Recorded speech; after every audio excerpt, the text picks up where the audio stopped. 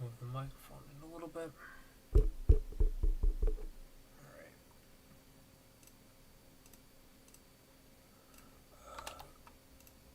Gonna check if everything is sounding good.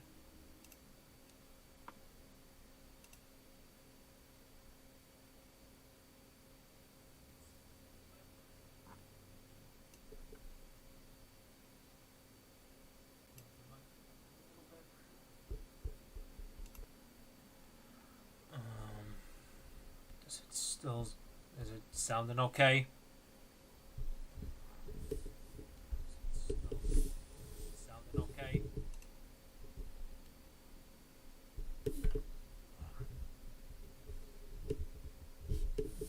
Okay, let me move this actually. I want to know. I actually want to know. People in the chat could you guys hear this correctly? Okay, or what am I saying correctly? Yeah. Can you guys hear me? And I don't know why super chats are still enabled. I thought I had them turned off.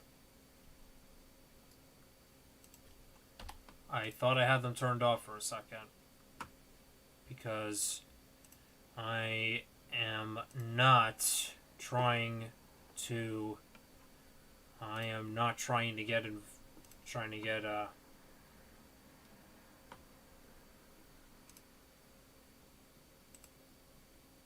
is I wanted to check because it's saying my super chats and everything are off, and for this type of stream that I'm going to be doing tonight, since I'm playing somebody else's video, I think it's very important that I want to make sure that super chats are off. So let me know in the chat if super chats are off. That's what I want to know. That's what I have to know. Actually,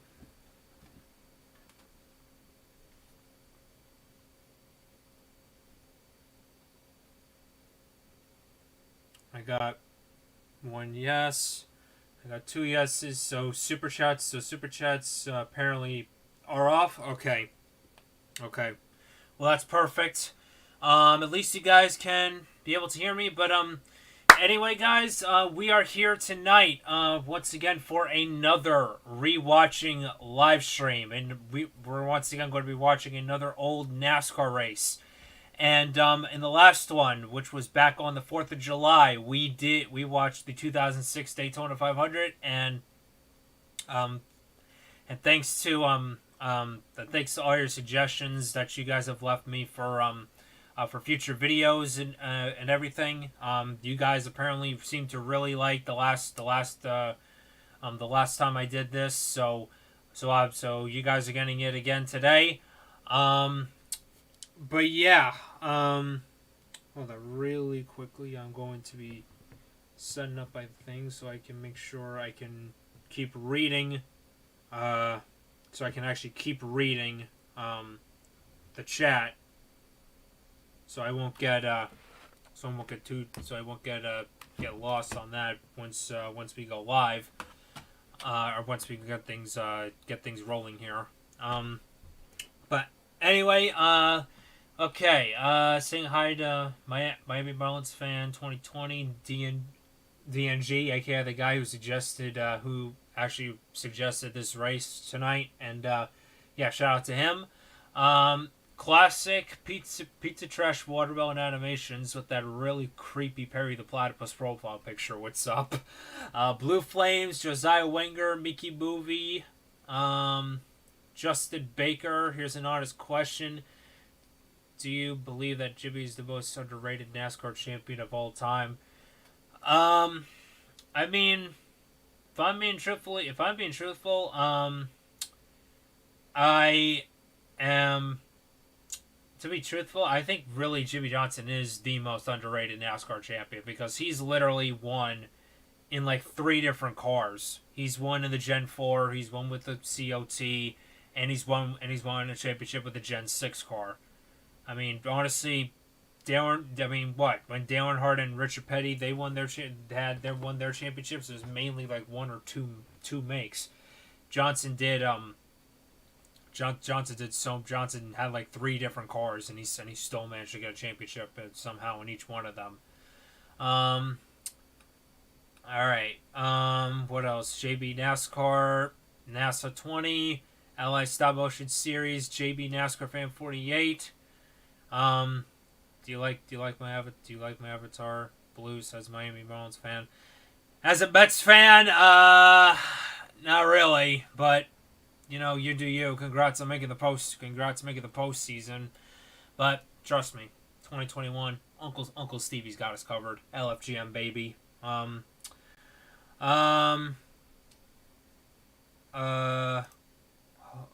on, it's saying stream is ended. I didn't click anything. I mean, if it's choppy, it's saying no drop frames on my end. I would just refresh. If you're having issues on that. So, because it ended for me too. I think if you just hit refresh, I think that's when it's if you guys keep hitting refresh, that'll hopefully that'll fix it. Anyway, yeah. So with that being said, I don't want to waste any more time. Let's go ahead and get this special stream underway. Anyway, shout out as well to the original uploader. I think it's LG VX 6100 or something. I'm not sure, but I did leave both links to both videos in the description below. So if you guys do want to check out check this out after the stream tonight, feel free to do that. But anyway, I'm gonna go ahead and do the full screen test here. I want to make sure if everything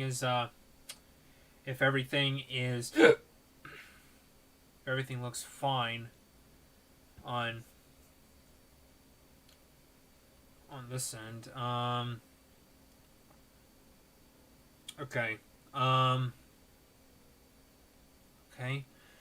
I'm gonna make sure the audio is not too loud either and everything, and we're also gonna be skipping all the other, all the pre-race interviews and everything like that. We're gonna go ahead and start from here.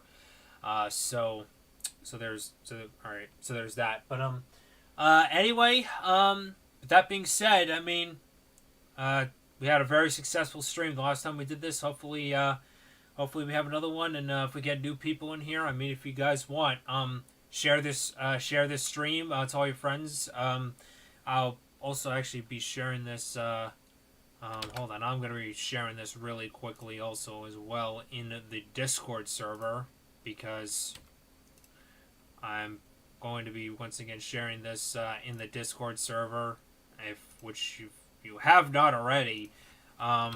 There's now custom commands for YouTube, and there it is right there. If you haven't already joined the Blue Jimmy Discord server, that link is now provided. So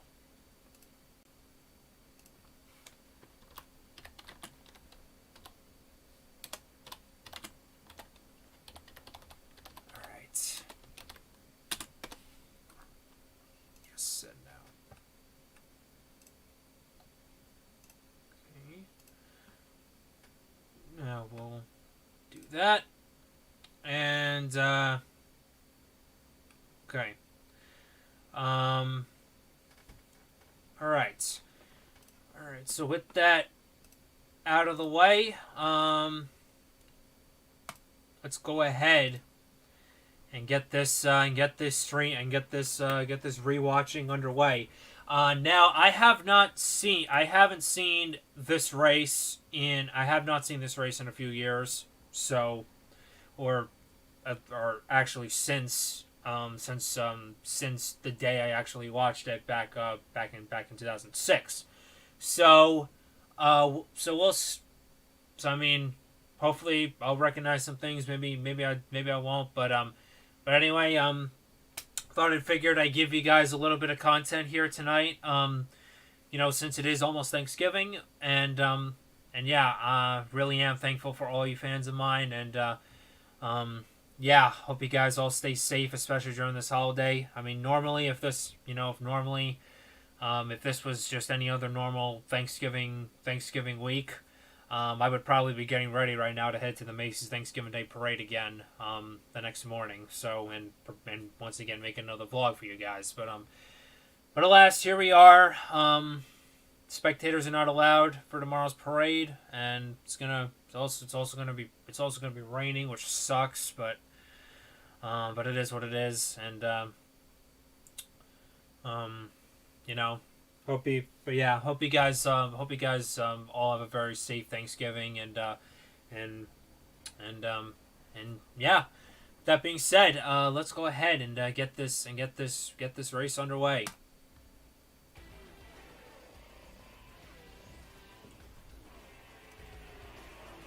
Okay, let me know in the chat if it's too let me know if it's too loud or if it's too low.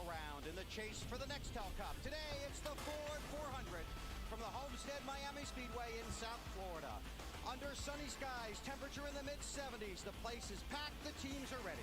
Let's take you trackside and join this afternoon's pre-race ceremonies. A bit avoiding Discord. Ladies and gentlemen, please rise and remove your hats as the honor guard from the it's a bit too low.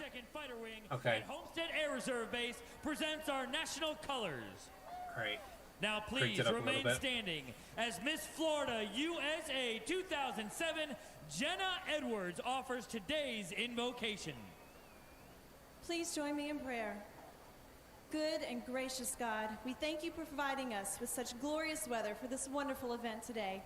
We thank you for the many blessings you have bestowed on each of us and ask that you be with us today to provide your loving care for all competitors in this race. We are so grateful for all the men and women serving overseas in our armed forces and trust you will watch over them and protect them. Thank you for your love, mercy, your amazing grace, and your Son, Jesus Christ. In your name we pray. Amen. Amen. Ladies and gentlemen, your national anthem singer is hard at work. What's up, Trent? What's up, Fiasco? Album, Actually, December 12th. Please welcome let's get up for the national anthem. Hicks. Back when Taylor Hicks was a star. Can you see by the dawn's early light what so proudly we hailed at the twilight's last gleaming, whose broad stripes and bright stars through the perilous fight o'er the ramparts we watched were so gallantly streamed. Oh boy. And the rockets' red glare, their bombs bursting in air. I swear, I'm about to fall. That our flag was still there. Oh, say does that star-spangled banner yet wave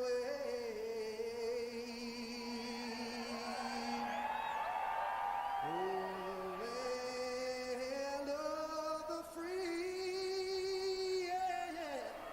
Oh my.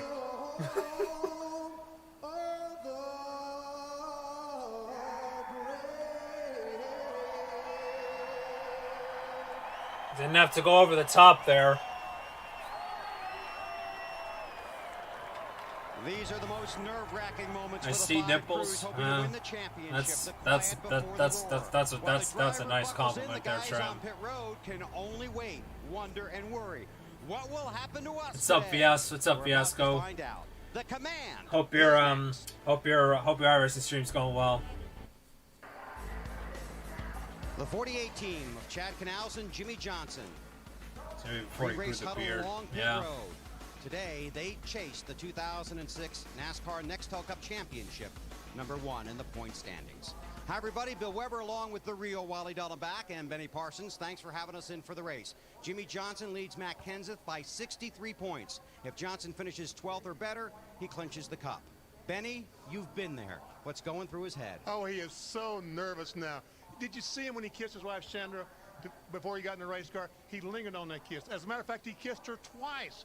And that tells me that he is nervous. But as he said earlier in his interview, he's looking for a spot that he can find and ride. Somewhere he wants to get in the top 10, and then he just wants to sit there and ride and see what happens 400 miles down the road. Because right now, he's an extremely nervous young man. Well, if that's the Johnson plan, how about the 4 guys behind him that can also win the cup today? I think there's a bunch of guys that are looking forward Yeah, to this this race. was They're gonna back have a bunch then, of fun because, when like we you had said, like these 5 guys don't people have the competing for the pressure. title. They've got everything to gain Back and when the nothing to chase lose. was actually So they're gonna go was in, they're actually, gonna try to win the race. you know, And worth like I said, all the attention, talking a lot of about attention's been instead Jimmy of Johnson because he's got this nice instead little of the points garbage lead, format we have and now. He's the guy that can give it away. All these guys are just going to go out, try to win the race, and see if they can steal. You know, this this is championship back award. when the chase Matt Kenseth actually in second had place in the meaning. championship standings is a former Nextel Cup If Series you understand champion, that. but the other 3 guys still trying to win their first. Benny, it's been an amazing rookie season for Denny Hamlin. They said making the chase after that. What's up, everything was G-Man? gravy, What's but up, Chase maybe not Elliott? today. You know, I talked to the crew this Cup morning, champ. walked through the garage area,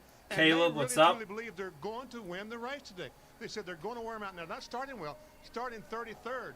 But Denny Hamlin's nothing seems to bother this young man.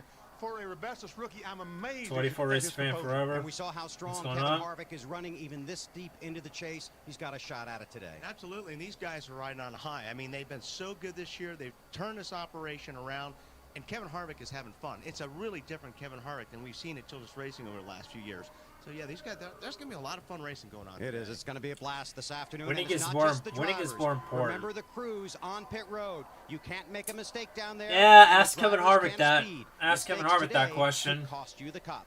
All right, here are the words we've been waiting for. Let's Like go you literally trackside. win 10 races the whole freaking season, and you mess it up, and you literally fall off a cliff in the round of 8. It's time for the most famous words in racing, given today by our Grand Marshal from Ford Motor Company, Edsel B. Ford II.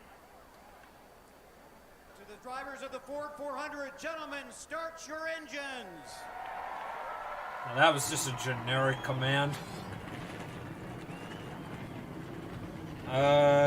Could you say Jabai? Jabai! There you go. 43 cars roar to life on pit road, 5 of them chasing the championship. When we come back, we'll have the starting grid and the green flag from Homestead. Because Stenny doesn't change his videos. Sony, Oh my- the official high-definition television of NASCAR Oh on my NBC. gosh. Take the NASCAR experience Back to when another back when level. commercials Sony are Full actually HD were 1080. actually so cool It's to the watch. world's most powerful HD experience. This is back when high definition was starting to become a Cars thing. Still on pit road, getting ready to roll off here for the pace laps leading up to the Ford 400. Budweiser, the official beer of NASCAR, is the proud sponsor of the Budweiser Pole Award, given to the fastest qualifier at each NASCAR Nextel Cup Series race. Budweiser congratulates Casey Kane, his 6th pole of the season. And we'll see him along with those guys in the Bud Shootout when we get to Daytona in February. Casey Here is Kane will be today's leading the. Harley-Davidson starting grid. Casey Kane on the pole next to his Evernham Motorsports teammate Scott Riggs.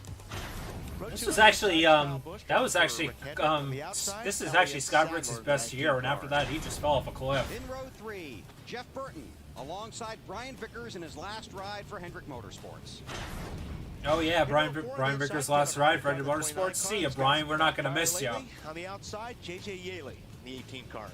Row 5, David Gittleman, the rookie driving for Robert Yates Racing, and Clint Boyer.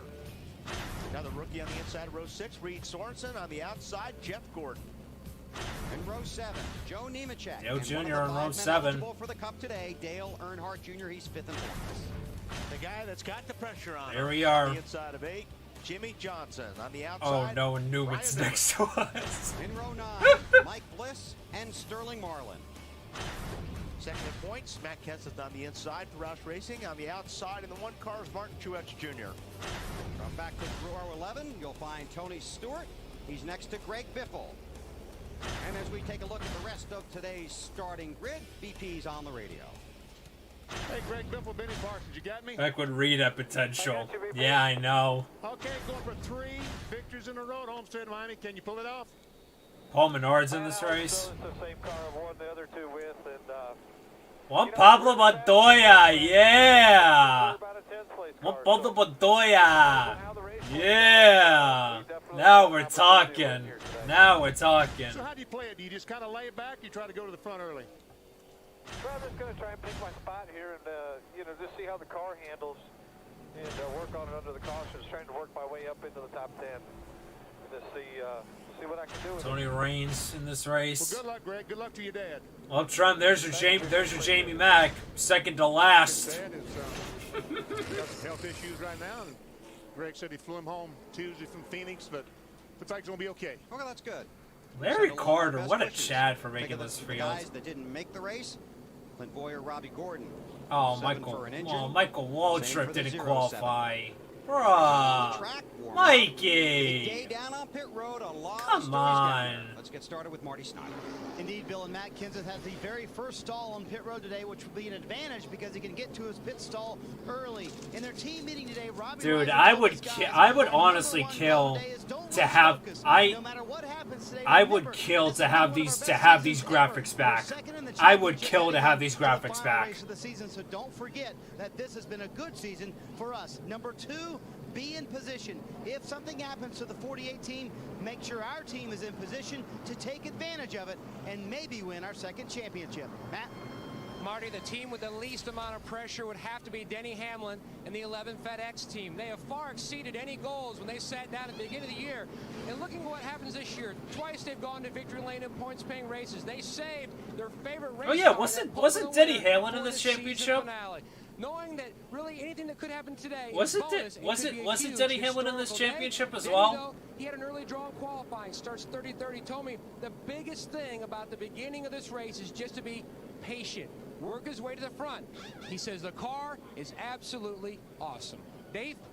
Matt, after missing the chase in 2005, Dale Earnhardt Jr. has become a serious chase contender here in 2006. Still has an outside shot at the title. I believe 5 so. top 10s Okay. in 9 chase races. But for this team, it's really about finishing strong anyway this year. If they don't win the championship, which is a possibility, they need miracles to happen to the guys in front of them. Jr. got They still 6 want to pit finish stall. strong here. No top 10s for Junior ever here at Homestead. They'd like Random to improve on question: that Who wins the today. 2021 Give him a Daytona shot in his 500? first Jimmy Mexico Johnson's Cup. going to win the Daytona 500. He's Well, going to Dave, come the back. difference between winning the championship and not today for Jimmy Johnson and his team is the difference between the things they can control and the things that they can't control. The things that they can control, the performance of their car, their pit crew, their driver, they're on top of, they've well been on top of for the last couple of months, in fact, all season long. But it's the things they can't control. I'm gonna call it right now. Jimmy's gonna come back for the 21 Daytona 500. I'm gonna make a bold prediction. He's gonna come back to do the Daytona 500. It's those things they can't control that separate them from a championship trophy today, and those things will keep the nerves tight down in this pit stall all day long. Bill? Alan, thanks a million. Hope you 4 guys have a great day down there this afternoon. Okay. Go online to NBCSports.com and check out the entire pit map. Alan It's Bester in the should come NASCAR back. We all section at wish. NBCSports.com. Alan Bester The will field come has back. gotten the 1 to go. The green will be out next time by. A few moments ago, a brief pep talk from Jimmy Johnson to his team. 4 boys, let's go out and have a nice, steady, and smooth day like we have. You guys are the best, man. I can't thank you enough for putting me in this position. Have a good day's work. Only Well, one DNF in 2006. Jimmy Johnson wins the 2006 Love to see it. NASCAR National Absolutely Cup. love to see Hear that it. emotion in his voice? Oh, man, what a day. How exciting this is. 71 degrees now. Should warm up just a little bit. Then the sun will start the set. It'll cool down. The lights will come up. We'll finish at night here at Homestead. Jimmy Johnson, Matt Kenseth, He would. Denny Hamlin. Do you think Chase would be? Do you think the Chase would be the new Jimmy? I don't think he's going to be as. I don't think Chase is going to be as dominant as Jimmy was, though. I don't see it. I don't see it happening. I could see him winning a couple more championships, but I don't see anything else beyond that. Green flag conditions and no caution flag laps. But let's face it, if we come down to 68 laps to go, somebody's going to try to make it. It becomes by part-time. Yeah, I hope. Yeah, I think hopefully Johnson is going to race some races in 2021. NASCAR has just waved off the green, putting the yellow back out, so the yellow flag displayed.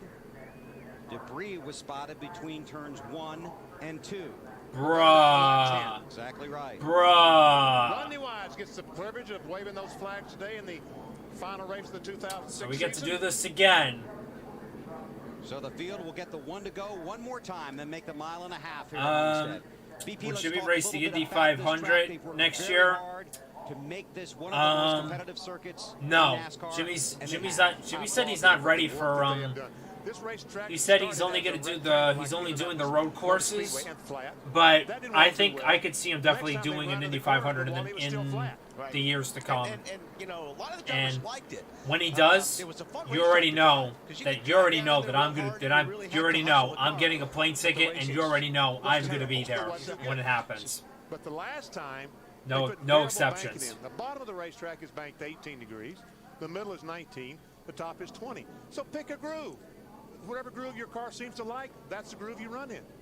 And they all work. Yeah, and they'll be all over it after about 7, 8, 9 laps. You'll see these guys all over the place. You can see that one in the chat. Times in the Busch race, they were 3 and 4. Too late to go back on that statement now. I mean, the Ford 300 weekend is a really and truly, folks, it is a world-class event. But they didn't have a facility that matched. Now they do. They have a world-class facility. Chad Canals, crew chief for Jimmy Johnson, a disciple of Ray Evernham. What car do you think Jimmy would drive part-time? He's going to be with Ganassi. He's with Ganassi, so he's probably going to... So Ganassi probably might fill the third car, probably, for like a few races. Both Robbie and Matt. Robbie reads a lot about Vince Lombardi. He's taken a lot of Lombardi's teaching, tried to make them work in racing. They both have crews that could win the championship today. All right, already has one cup. Can we actually tries to get his first? The field moving through turns 3 and 4. Green flag this time. All right. Jimmy Johnson in Here the we 48 go. car. 12th or better clinches him the championship. He starts 15th. His closest competitor, Matt Kenseth, is 23 people watching. Make sure you guys have, if you have not already, click that like button. But anyway, green flag is out. And the green is in the air on NBC.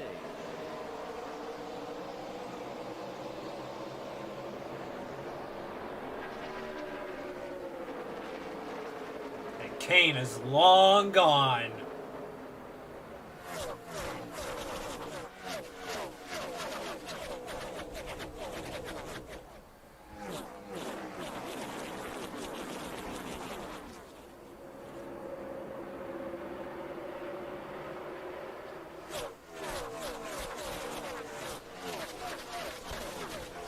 Kane leads lap number 1. And Jimmy Johnson made it 3 wide off turn 4 to try to find him a spot to ride in, as he talked about. One of the early keys here is how quickly Matt Kenseth can move forward through the field, or if he indeed slips back. Well, he finally settled in, so... He's going to find more room, more racing room today than he has all year. Brandon Aguilar, this is the first race I ever watched. Taking him out or taking one of the contenders out. Well, welcome to the hopefully this race was a pretty good introduction for the sport for you, man. How difficult it was to race and worry about those other 10 guys battling for the championship. Johnson runs in the 13th spot. P13 for now. Jeff Burton runs 3rd, then Kyle Busch, Kevin Harvick. Jeff Gordon in the 24. And Elliott this is back when This was I think this was like 3 years after the pavement, and you could see the multi-group racing. You got people running low, you got people running high. See, this is the homestead I love. I talked to his crew chief, Steve Letarte, in the garage this morning, and he thought this was a 50-50 day. They could go forward. Oh, Jeff got a little bit squirrely. Two final practice sessions, their car behaved two completely different ways, as you see. First J.J. Yaley in the 18, and now perhaps Jimmy Johnson going by Jeff Gordon. They set the car up based on one set of expected race conditions, and Steve said if it doesn't work out that way, it's going to be a long day. Johnson and Gordon, side by side, teammates at Hendrick Motorsports. Martin Truex Jr. in that one car, expected to be a threat here today for the win. Scott was rigged. Jeff Gordon gave Jimmy Johnson right there. I mean, Jeff drove up the racetrack, got out of the throttle, let the go. Let's see. So we got. Giving him all I want to keep up with chat as much as I can, but you can see Kenseth back in 15 at the tail end of this picture. Who is your second favorite driver? 48. Allen. Start to the race so far for Jimmy Johnson. I definitely possible candidates: Alex Bowman and Kyle Larson. Watching his car and the rest of the racetrack.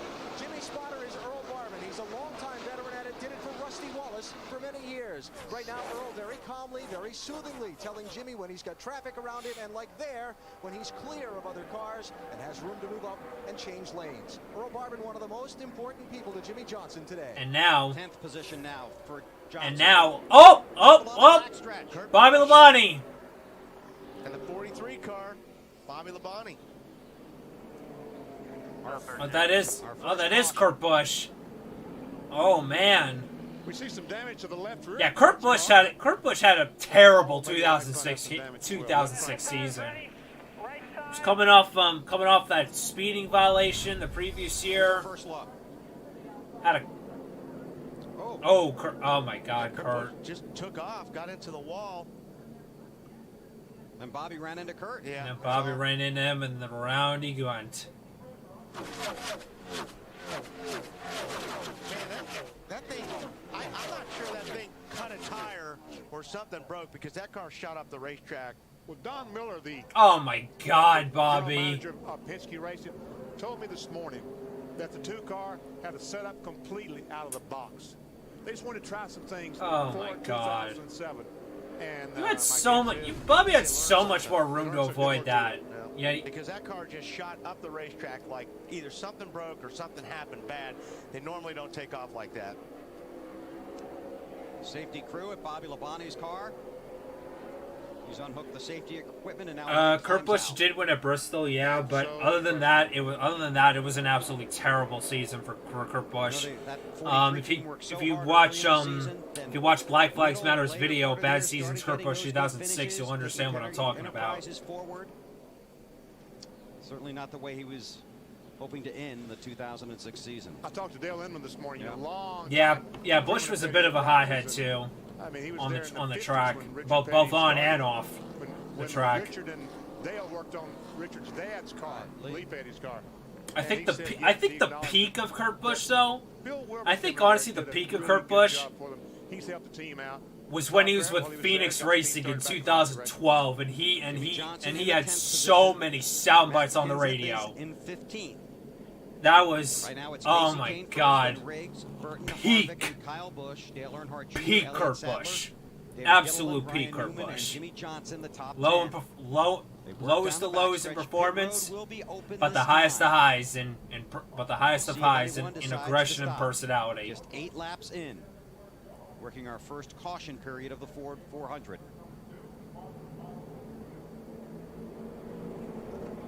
And Bobby Labonte could not have hit that worst spot, because he hits that right front tire and knocks it back. And you excited to see Jimmy in an Indycar? Yeah, I am excited. Kyle ducked back out. Wait a minute, where's the commitment line?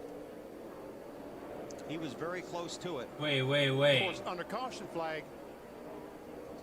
Is that a commitment line? Gordon is on pit road. Is that Harvick? I believe that's Harvick. Kenseth. So pit strategy playing out before we get to lap 10. Marty. Okay, well, I'm not sure if that was the commitment line or not. Fall off yesterday in the Busch Series race. Maybe that's one of the advantages to running the Busch Series race yesterday. They knew that the new tires would be much better. It's going to be 4 tires. Harvick's car very tight. Half pound of the both left side tires. But yeah, I'm excited. Yeah, I'm excited to see Jimmy in Indycar for sure. I think he just needs. I think he just needs some more practice on. I think he just needs a little bit more practice and still trying to get used to the car. And I think I could definitely see him. I could definitely see him at least getting a couple, maybe top 10 finishes. I'm not expecting results out of the gate though. I'm not expecting top end results out of the gate. Also pitted AB, so the track considerably different than how it was in final practice. His car extremely tight. They tried to improve that with a chassis adjustment and small air pressure adjustment. He started 33rd. What is your favorite Jimmy Johnson paint scheme ever? Looked like about 23 cars hit pit road. 2002. The first one that he actually drove. The first one in 2002. The Ford 400 from Homestead Miami Speedway is brought to you by Bank of America. By Nextel, get closer to the NASCAR Nextel Cup Series with Nextel. I'm just gonna lower this down and say, because I feel like I'm talking over this thing. Can you actually hear? Could you actually hear me clearly? I actually want to know. Can you guys hear? Could you guys hear me clearly? Green flag back in the air. Harvick pitted from 3rd, Gordon from 14th, Kenseth from 15th. All right, good to know. More than half the field. All right, because I lowered it. I lowered the audio a little bit so I don't basically be talking over the whole thing. Casey Kane in the 9. Take it to the bottom. Got a really good Look at Riggs! Oh, look at him go! Kyle Busch got to be careful. He'll sneak around the top. Crossover by Busch? Yes. Started 18th.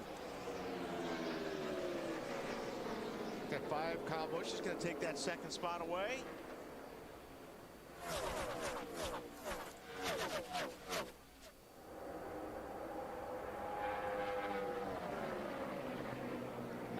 Now Riggs is gonna. Jeff Burton watches from 4th, and there's Earnhardt Jr. in 5th. Yeah, look at Dale Jr. He's already in the top 5. It's definitely going to be the fast way around this place. The banking's good up there. There's a lot of banking. You keep the car free. You keep the motor freed up. Junior's running a higher line. Get you a nice shot off the corner, speed-wise, if you can run that high line. Bobby Labonte treated and released from the infield care center. Update on Riggs from Dave Burns. And Bill, that pass for the lead didn't work out for Scott, but the fact that he's racing these guys, that's good news. The fear from his crew early on was that the car was going to be too free and Scott wouldn't be able to race it hard. But he's not that bad and willing to stick the nose underneath to go for it. Best season for Jeff Burton in 7 years. Currently runs in the 4th position. Started today. Says the car just needs to rotate better in the center of the corner. But after about lap 10, judging from final practice, that's when they felt like this car was going to come in, and it is. AB. And checking on championship leader Jimmy Johnson, who in the first opening 7-lap run of the race. Oh, trouble. Oh, Kurt Busch again. Kurt Busch again. And he just came off of pit road. Oh, this is debris flying everywhere. Yeah, I don't think this is fixable. Nope, you're going straight to the garage. Back to the garage. Caution number 2. Now then, do these guys give up all this track position to make a pit stop, and the other guys stay out? Well, the guys that pitted and just came out are sitting pretty if right, they did. Exactly right. Now they are going to do that. When we restarted, the top 17 cars What's on the track had not been to pit road. What IndyCar race would you become a Joseph Newgarden fan? Those things are expensive too. Don't worry, Newgarden actually started growing on me a couple of positions when he was in those few laps with when he in his early days, whenever I was watching the Indy 500 and he would run it. Just like it did in turn 2. Oh my! Right in front of the leaders. Oh my God! Almost took out his brother. He hit that wall hard that time. Yeah, something bad wrong with that car. That was a close one. Spring rubbers, all. There's a spring that came off. Well, now more pit stops. Jimmy Johnson's going to head for Alabama. Johnson's pitting. Dale Jr. With the handling on his car, he might have hit a small piece of debris from that accident, bouncing down the racetrack, a spring rubber or something. So the crew's going to change 4 tires here, and they're just going to. Jimmy's just asked him to take a good look at the nose and the fenders on the front of the car that are so critical to the handling on this big fast racetrack, and make sure there's no damage. I see a little bit right on the lower grill. You see under the word Monty, the E there, where the Monte Carlo is on that front part of the grill. The crewman just jumped away. There it is. See the hole? Oh, yep. In Jimmy Johnson's car, and they're going to hold him here and fix that hole because it affects the handling. Dave. Oh, and here comes the orange tape. For Junior, he had 2 complaints, just a little bit loose off the corner, a little bit tight in the center. He said, you know what? I can live with the loose off right now. Let's fix that tight in the middle of the corner. They made an air pressure adjustment to try to help that. Thanks, Dave. Sometimes it's not the big things that prevent you from winning the championship. Oh my God! Now they even put a bigger. Things and the small things you hit on the track. Jimmy Johnson heads back out at Homestead. Now they put the even bigger piece of tape on. As we get ready for the restart here at Homestead, Coke invites you to drink it down and start it up. Green flag in the air. Here we go again. Jesse Kane is the race leader. Well, now Jimmy restarts 40th. And that's a scary place to be when you're the points leader. Oh boy. Battle for the lead. Here we go. Whoa, Kyle got the run and he's gonna take the lead. Just zipped around Kane. Here comes wow, what a pass. Gonna try to capitalize on whatever slip or problem that Casey Kane had over there in 1 and 2. Jeff Burton in the 31 car. And you know, you get a little bit of a oh my God, just seeing that 5 car out front though. There's one car down on the bottom. You kind of want to go with the But now Johnson's losing the championship by 18 points. Situation is right now, Matt Kenseth leads Johnson by 18 points. Long way to go. And Kevin Harvick's back in the picture. Spot. And this is the nervous probably Jimmy Johnson has been in a long time as far as being on the racetrack, just because he's in a mess of cars right now. These are cars that aren't good handling cars, or they wouldn't be back there to begin with. So any little small mistake, he could be in the middle of it. He wants to get through this as quick as he can. Robbie Gordon in the 7 there. Alan? Bill, I talked to 2 former champions this morning, Dale Jarrett and Bobby Labonte, about this situation that Jimmy Johnson faces right now. And Dale Jarrett in particular raised the point that restarts would be one of the things that concern Johnson the most all day, because it's when things happen. The field is bunched up together, and if somebody misses a shift, if somebody jumps on the brakes, if these cars racing in front of him get together, does he have time to stop and avoid it? So Jarrett, a former champion, said this will be a tight time for Jimmy Johnson. I guess the good news. Oh, here we go. He's got. I think he ran in the back of someone that knocked the. I think he ran into his teammate. Yeah. And knocked the left front fender. What Papa Montoya? It's Casey Mears in the 42. Juan in the 30. And see how your heart just jumped? He's got a tire rub. Did the same thing when he saw that smoke. And that left front tire is going to go down. It already looks like it's halfway down now. Scott Riggs wants a piece of that lead. And now that 9 car's got a real big run, getting off a 2 on Scott Riggs. Riggs likes that low line right now. You know, Johnson qualified 29th last week at Phoenix, and it was a thing of beauty to watch him move up through the field. Faces that same challenge now, is up to 34th. But 2 Evelyn cars, yeah. Such a great race car last weekend. Matt Kenseth in the 17, runs in the 9th spot. Ryan Newman in the 12. Update on Kenseth from Mr. Snyder.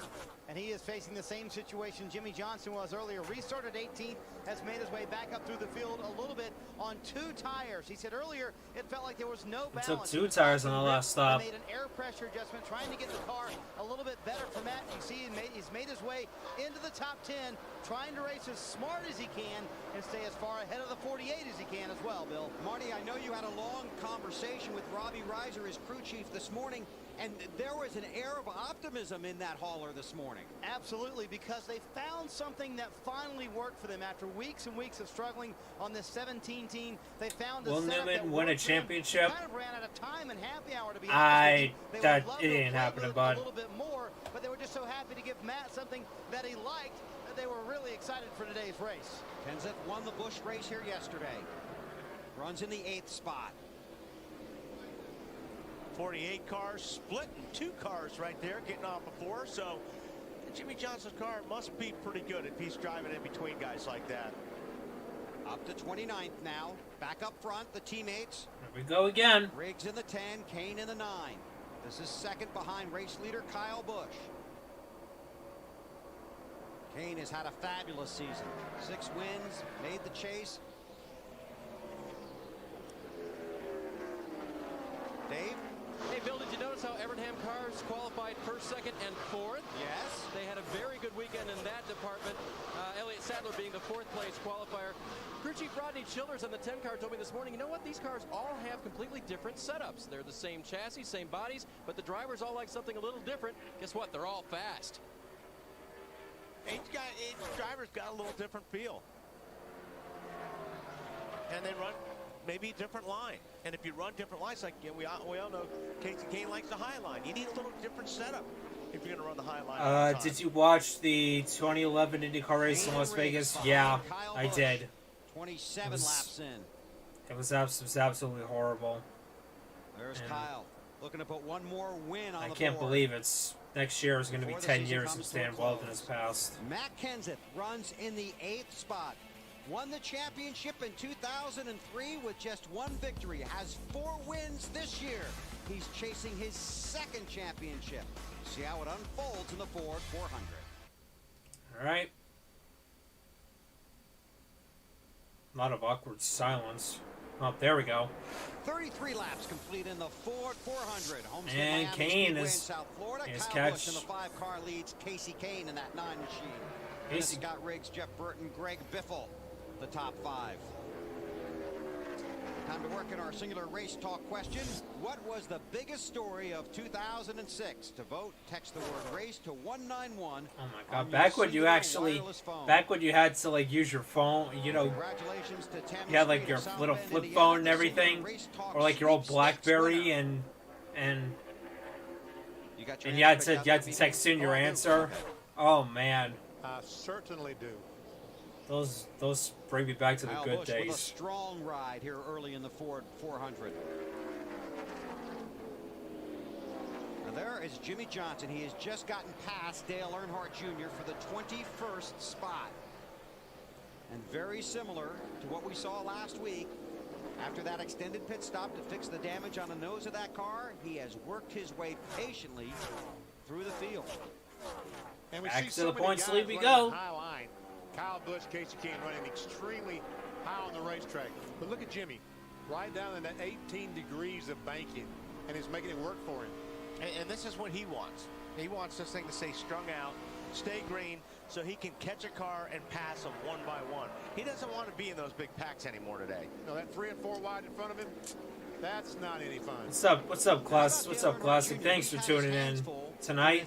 Some trouble already here Hoping, in this race. We can go back and show it to hoping. you.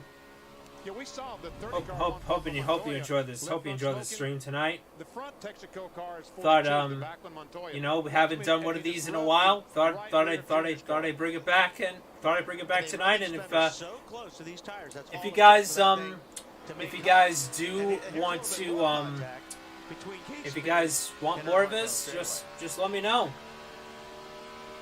Doesn't take much, does it? How about it, Dave? They told Junior about that little fender rub. They said just a minor fender rub, and it's behind the right front tire, so don't worry about it. Junior, by the way, radioed to his crew early on. Did you hear about they weren't really impressed. Rowdy Harrell? Actually, as a matter of fact, we're gonna pause this really quick to pay our respects about Rowdy and Harrell. About Rowdy Harrell.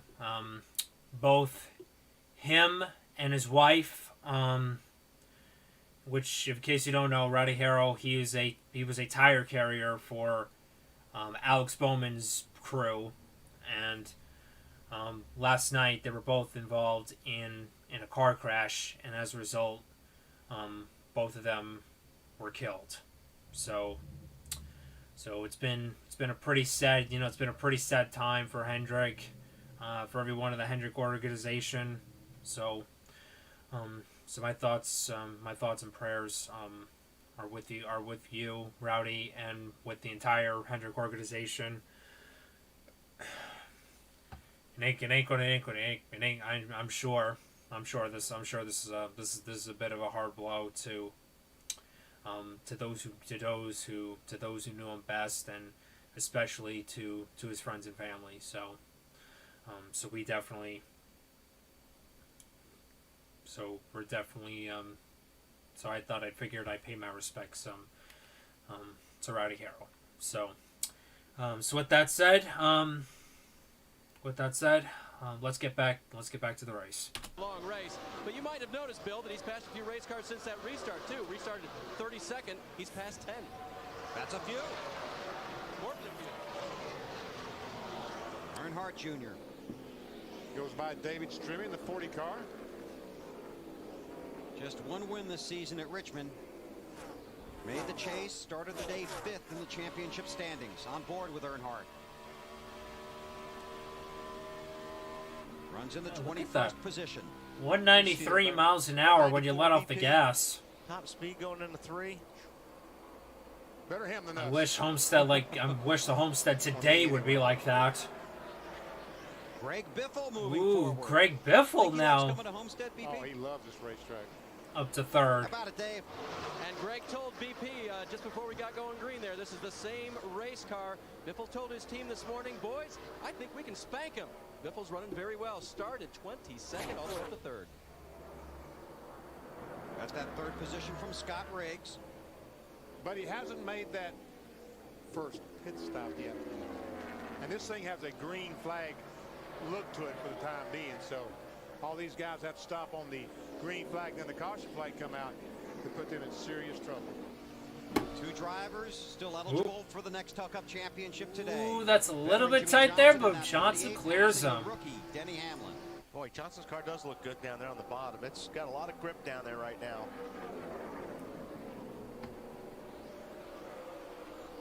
Well, he's definitely running where no other cars are running. So there's green racetrack down there. Casey Kane, he's down there now, still trying, but he just can't get that oomph off the corner. He needs to go by the 5 car. Kyle Busch holds on to the lead for now. 41 laps in. Working lap 42. There's Jimmy Johnson. He came in as the championship leader, but it has been an up and down season for the 48 bunch. We're always very good at staying focused on each day and attacking that day and not letting the pressure of bad days or good days really affect us. So that's something I'm very proud of this race team for. And we did have some, forget it. Let's 27 just go on, points. Race for the win, and some of that stuff did come into play, and we did talk about it, but we didn't need that to perform. We just have that ability to shrug stuff off and keep moving. Right now he's moving forward. Back when Jimmy Johnson sounds so much younger. Oh my God. 19th. Where did he restart after I the missed caution? that. Restarted 40th. He's up to 19th. That's like half the field he's passed. Wow. That'll tell you how strong Jimmy Johnson's car is for now. We'll see how things work out as track conditions change. Kyle Busch is the race leader in the Ford 400 on NBC. Remember when Tom Brady lost to Eli twice? Super Bowl? Caution flag in the air at Homestead for the 3rd time today. Go G-Men. Go Big Blue. That looks like a spring rubber, BP. Oh, Yes, debris. they insert those in the rear springs to. See, I don't know why, like, NASCAR can't do that stuff like now. Sometimes they come out by themselves. All right, who's going to stay on pit road and lead a lap? So far, no one. Like, why can't, like there used to be tons of cautions. Now all of a sudden they're like, and is the 41st car like still on now all of the a lead sudden lap, it's getting 45 laps in. inconsistent again. You know what I mean? Again, you can't make any mistakes if you're an over-the-wall guy, and you can't get a speeding ticket. And if you're the everybody, driver. Could take you right everybody out of taking the championship. access road. And Bill, Robbie Reiser reminded his team of that, and Matt Kenseth as well. Said, be careful of your speed when you leave our stall. And guys, we need a very flawless stop, but don't get in too much of a hurry. The car very tight for Matt. 3/4 of a pound on the right front, quarter round of wedge in the right rear. Matt? Danny Hamlin has only been able to climb up to the 21st position. His car transitions from tight, the entry of the corner, all the way through the corner, bounces a tire that rolled off of the 0-1, looking for You rewatch the 2011 Daytona 500. As a matter of fact, it's going to be 10 years. It's going to be 10 years. It's going to be 10 years to the day. In February. Maybe we'll react to another Daytona 500. Maybe we'll react to another Daytona 500. We'll see. Kane beats Kyle Busch off pit road. Shout out to David Gillen right now, top 5. Nextel celebrating speed, teamwork, and getting things done instantly. Mr. Westerberg changing that front tire on the 07 car of Clint Boyer. Round the left side. All right, 5 now. 5, just 5. There you go. Now let's tighten 5. Go, Clint, go.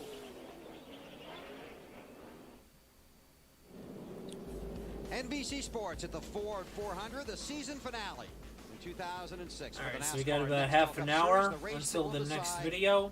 So this year's champion. This is divided into 2 parts, by the way. For this season, Dale Earnhardt Jr. comes in with 3 straight top 10 finishes. Denny Hamlin, 4 straight top 10 finishes, but that Jimmy Johnson guy, he is in the zone. Very good, Benny. Definitely in the zone. Martinsville, 5 straight finishes of second or better. Second in the last 3 races. That's just impressive, though. Like how he was able to, you know, he went on that stretch of all those second-place finishes, leading those laps. Oh man, that was something. That was something to behold. The top 10. Kyle Busch has led 28 laps today. Casey Kane has led 20. Pace car to pit road. Yeah, they took 20 years since Dale Earnhardt passed away in 2021. Seems like it. Feel bad for all New York teams. I would not be so worried about the Nets, though. I mean, the Nets might be a little bit underwhelming now because we're not making moves. But honestly, I could definitely see the Mets making a much better year than what we had than the crap we had this year. That's if everybody can stay healthy. We'll have a good season. Attractive things about this place. You can run here side by side for a long time. I just love this racetrack. 21 points for Kenseth, 62 for Harvick, 99 for Hamlin, and 130 for Dale Jr. It's always that potential of bouncing off the other car. Not that it's not won't happen today. Yeah, you can go down into a corner here at this racetrack, side by side, and the Islanders are going to be good. They'll be a good team next year. I think honestly, what's missing though, I think the Islanders are just missing 1 or 2 more core pieces, and I think they'll be set in stone for a Stanley Cup run. But I'm a Rangers fan. I'm freaking hyped that even though we made the wild card round, we drafted Alexander Lafreniere, #1 pick, baby. Robbie Reiser, Allenton, Wisconsin. Chris Brook, Davie, Florida. Justin Nottestad, Cambridge, Wisconsin. Russ Strokes, Allenton, Wisconsin. Zachary Yarnock, Pittsburgh, Pennsylvania. Jeremy West, Los Angeles, California. Greg Ebert, Marshall, Wisconsin. Dave McDonald, Clinton, Michigan. Wayne Deloria, Biddeford, Maine, now Hickory, North Carolina. A lot of Wisconsin people. Guess it was a match made in heaven. He told the guys, make sure you're fast, but also be efficient. Don't try to be too fast. The pit crew is just like your offensive line in football. If they're opening up big holes, the running game works. And usually when you're good on pit road, it's an awfully good day on the racetrack as well. Right, Bill? I knew with Robbie Reiser you'd get in a football analogy. I was trying because I think his poor Packers are losing. Who's your new favorite driver? Challenging Kenseth for that position. I honestly might just become a NASCAR fan in general because Jimmy has meant so much to me over the years. I don't think I'm ever going to stop being a Jimmy Johnson fan. Even after his days in NASCAR, I'm always going to be a Jimmy Johnson fan. Had no success. But the last month, 6 weeks, he has made a great account of himself and doing a fantastic job. But in qualifying show the other day, he said when he first walked in here, he had a Daniel Jones is not a franchise quarterback. What am I doing here? I wouldn't say Daniel Jones is a franchise quarterback. He's had more success. I do, however, have to agree. The coaches and the offensive line suck. Okay, the offensive line and the coaches suck. I mean, we are in a 2-game winning streak. Okay, I'll start believing it if we can beat the Bengals on Sunday. I'll start to believe it if we can actually beat the Bengals on Sunday. Because Joe Burrow's now out for the season with an ACL injury. So I think honestly, I don't think Jones is terrible. I don't think Jones is terrible. I think Jones honestly just needs an just needs a really good offensive line around him. I think that's honestly what's missing. It's Casey Kane, Alan. Kyle Busch started this race in 3rd position, running a very, very strong second. His crew chief Alan Gustafson told me this morning the goal for today was to have a good run, obviously try to win the race, but get some momentum, have a good positive day to carry through the winter and build on for 2007, Dave. Greg Biffle's confidence in this race-winning race car remains just a little bit hard to turn coming off of the corner. Range is okay. I feel bad for Lundqvist. Yeah, he ditched us. Basically backstabbed us. Now he's going to another team. Hopefully he doesn't win a cup over. If he wins a cup over there, I'm actually going to be furious. In the top 5. Marty?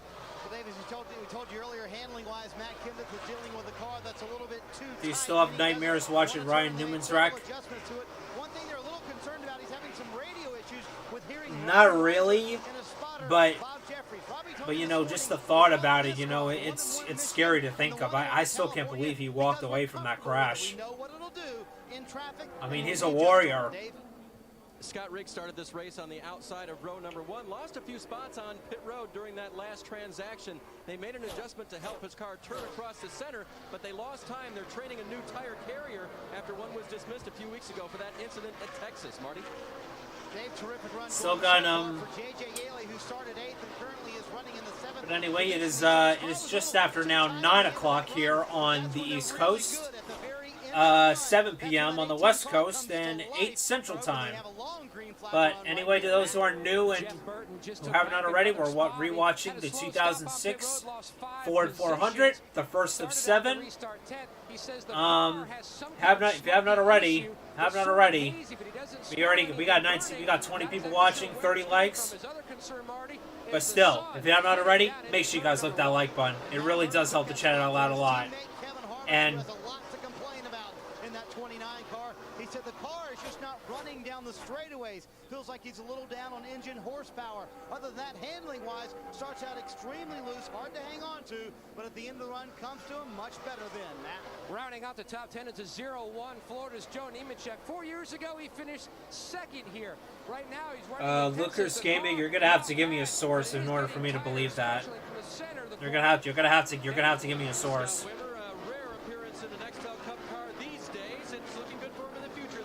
Scott Wimmer's in this race? Shout out to him. He's in 11th. Hell yeah. Just a little bit hard to turn off the corner. Matt? Martin Truex Jr. continues to end the season. There's Jimmy right there, up to 13th. In the 12th position. Didn't pit in the early pit cycles. Decided to stay out for track positions. So the car was a little free on entry and on exit. Yeah, Scott Wimmer was in the 33. I didn't know about that either. Johnson trying to pick up another spot, make that pass on Martin Truex Jr. Does not appear to be any ill effect from the hole punched in the grill on his car from that debris. They think off Kurt Busch's car when he crashed a while ago. Jimmy falling back to 40th on that stop, up to 19th. His pit crew gained him 4, and he's picking up the rest on the track. Clint Boyer, what a drive for this guy. He had to start at the back of the pack after his team had to change an engine, a violation of NASCAR rules. Has raced what a drive. Carl Edwards just decides to just dive it on in. And Carl Edwards, also another good drive up in the middle of the pack. He started in 31st position. Yikes, that smile. This morning, they had a car that could race its way into the top 10, maybe contend for the win. Matt? Denny Hamlin has made it all the way up to the 17th position. Crew Chief Mike Ford listened to Denny's radio frequency last night during the Busch Series race just to see if he could pick mediocre. up any trends Yeah. that would carry over to today. Right now, Next year, though, next season, though, in 2007, he had his breakout year. Adjustment just to try to free it up. Nate? Well, Dale Earnhardt Jr. now running in the 19th position, still with hopes for the title. A race car that is decent. Make that 18th now. Just look up by David Stremme. But we're okay. Let's not worry too much about it. Bill? Thank you, Dave. That's a top 15 through the field, plus the gentlemen still eligible for the championship today. You'll also find Elliott Sadler in 16th, David Stremme in 19th, and Ryan Newman in 20th. There are currently 40 cars still on the lead lap. Casey Kane is pretty the impressive. race leader. Jeff Gordon's back at 36. Holy cow. Johnson, 13th. We're just getting started in the Ford 400. After 69. 69. Nice. The Ford 400 from Homestead Miami Speedway is brought to you by Budweiser, the official beer of NASCAR, and proud sponsors of Dale Earnhardt Jr. and the number 8 car. By State Farm, great service, great rates. It's all here. Nobody takes care of you like State Farm. By FedEx, every day is race day. And by Napa Auto Parts. Can we get a nice chain going in the chat? 75 laps are complete. Casey Kane leads by just under 2 seconds over Kyle Busch. Then it's Greg Biffle, David Gittelin, and Matt Kenseth in the 17 car runs 5th. Drop back, we can find Jimmy Johnson in the 48 car, the championship leader. Harvick giving him no room. 11th spot, trying to take 10th from Kevin Harvick. Boy, not much room right there. Now, when Kurt Busch hit the wall coming off of turn 4, we saw a lot of debris coming off his car and flying all over the place. Now Johnson trying to go a little bit higher. Right here, this is one of those spring rubbers that came. This from was the Kurt Busch's debris car. that happened earlier in the race. That's what puts the hole in the front of Jimmy Johnson's grill. Boom! You see it flying up in the air right there. Yeah. He's lucky it wasn't. Yeah, punched the hole. If he'd hit the spring, it would have knocked the front end off the car. But you see how they fixed it? Just simply put a piece of tape over the hole. Everything is fine. Why couldn't they just leave it that just one piece of tape, though? Why did they have to put 2 of them? I really bottom. He's up on top. I really don't get that, though. Harvick's going to pinch him a little bit. Oh! Didn't give him anything right there. Remember, Harvick is one of the guys still alive in the championship. Yeah, don't chase. forget Harvick still competing for a championship, so he's not going to give him room. Steve talked to crew chief on the 24 car this morning, and he said he hoped they didn't feel like they're going to have a good day. The car wasn't that good in practice. It just crashed you out. I would refresh the stream. To those who keep thinking that the stream is ending, just refresh it. Everything is fine on my end. Right now, BP. He's going backwards. Jimmy's going forward. So Jeff Gordon struggling today at Miami. 42 points Johnson now. into the top 10 after restarting 40th. After they repaired Mighty that impressive damage to the nose comeback. of the low Chevy. 2 years ago, Johnson came here, finished second in the championship standings by just 8 points. An update on Jimmy from Allen. So, you guys think Kevin Harvick just made it a little tough for Jimmy to get by him there? So did Jimmy, huh? Yeah, he did. And basically told his spotter, Earl Barber, nah, you better keep an eye on that kind of thing all day for me, huh? He said, yes, sir.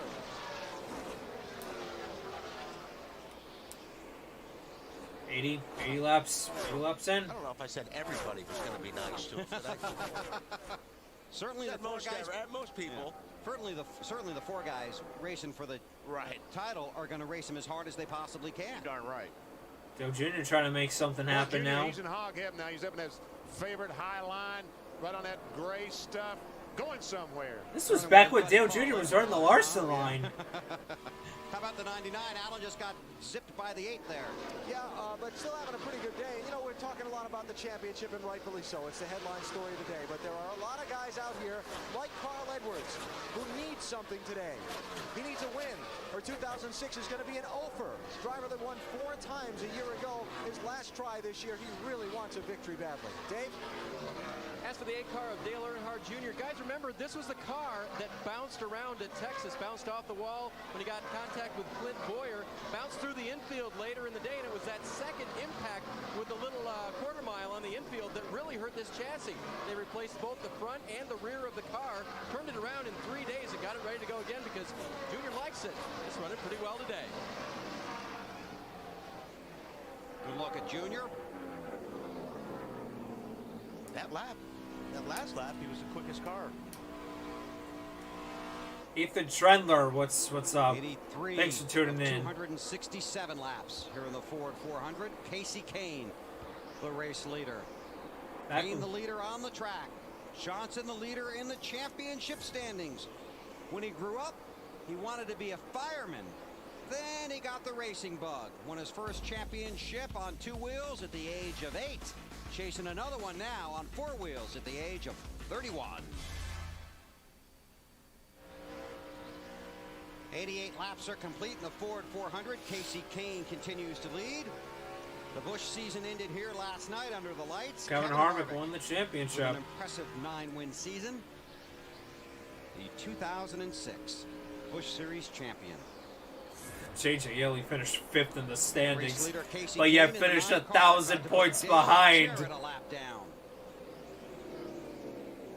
Right in front of him, Brian Vickers would be next.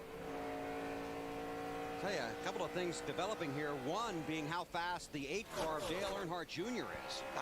He needs to just stay on that line that he's running because he has been about 0.3 of a second faster than the leader for about the last 10 laps. Now he's 9 seconds behind the leader, Casey Kane. But Dave, he's got a line working for him right now that is very, very fast. And Wally, spotter Steve Meal is helping him with that line, but he's doing something different for him this weekend. Dale Earnhardt Jr. asked specifically that Steve help him in the corners. Usually Junior does not want to be talked to at any time when he's in a corner. Talk to him on the straightaway. But he said, Steve, after what happened to me at Texas, when Clint Boyer and I got together, I don't know when I honestly don't know when the next rewatching stream is gonna be, but since you guys like really do enjoy it, I could probably make maybe one race a month or something before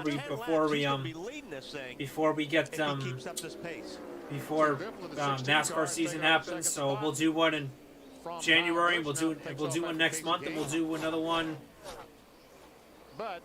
I don't know. Maybe we'll do one in December. We'll do one in January. We'll do one, and we'll probably do one in February before Speed Weeks. But I don't know. I'm just throwing up a suggestion. So. Well, let's find out. Speeds at the line. Comes Kenseth. Need to pass somebody there, but it'll be interesting to see what he does. Lucas, I'm gonna guess you found this on Twitter. I'm probably going to guess you found it on Twitter. When he went around the Scott Riggs car, actually before that, they told Scott. I'm probably going to guess you found that rumor on Twitter. All right, I'll be sure to take a look after the stream. Let him go. Scott said no problem. Man, oh man.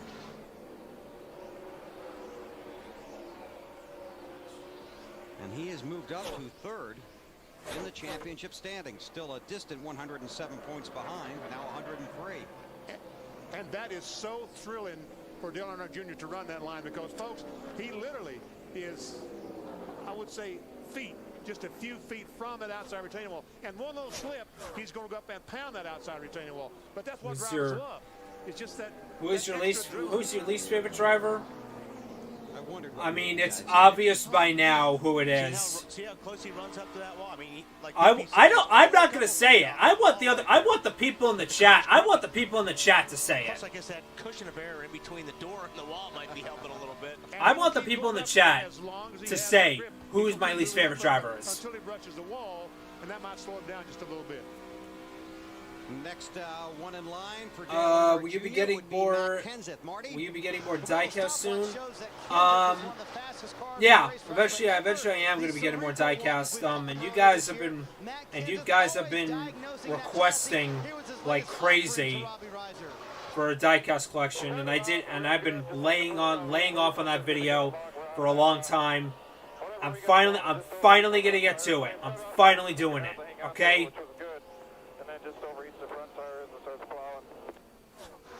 It's his quandary, Wally and Benny. He's I'm finally doing it, okay? I'm finally gonna do it. up those front tires, so when the car finally comes in, Yep, Mickey Movie just said my least favorite driver, Stenhouse. we're only about 8 to 10 laps. As a matter of fact, have to come quick. as a matter of fact, And look at that car right there. That red car. would any of you guys be interested in?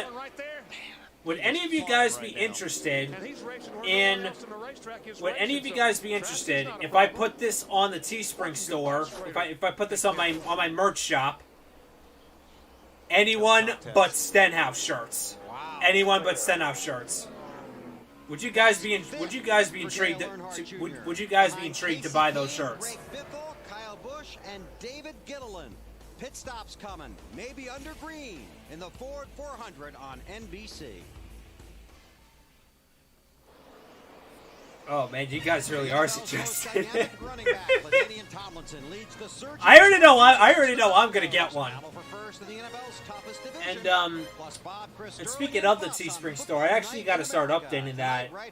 But the Teespring store is in the Teespring store is in the description. So if you guys want to get if you guys want to get a decal, sticker, a shirt, or any sweatshirt or any of that stuff, the link is in the description.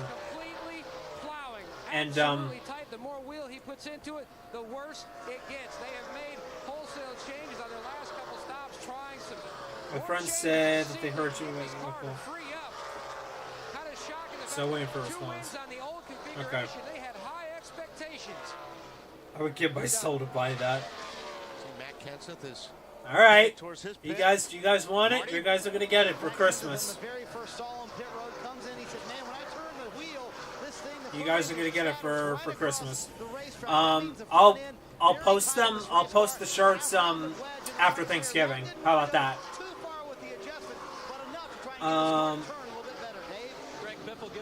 What's your favorite NFL team? My favorite NFL team is the New York Giants.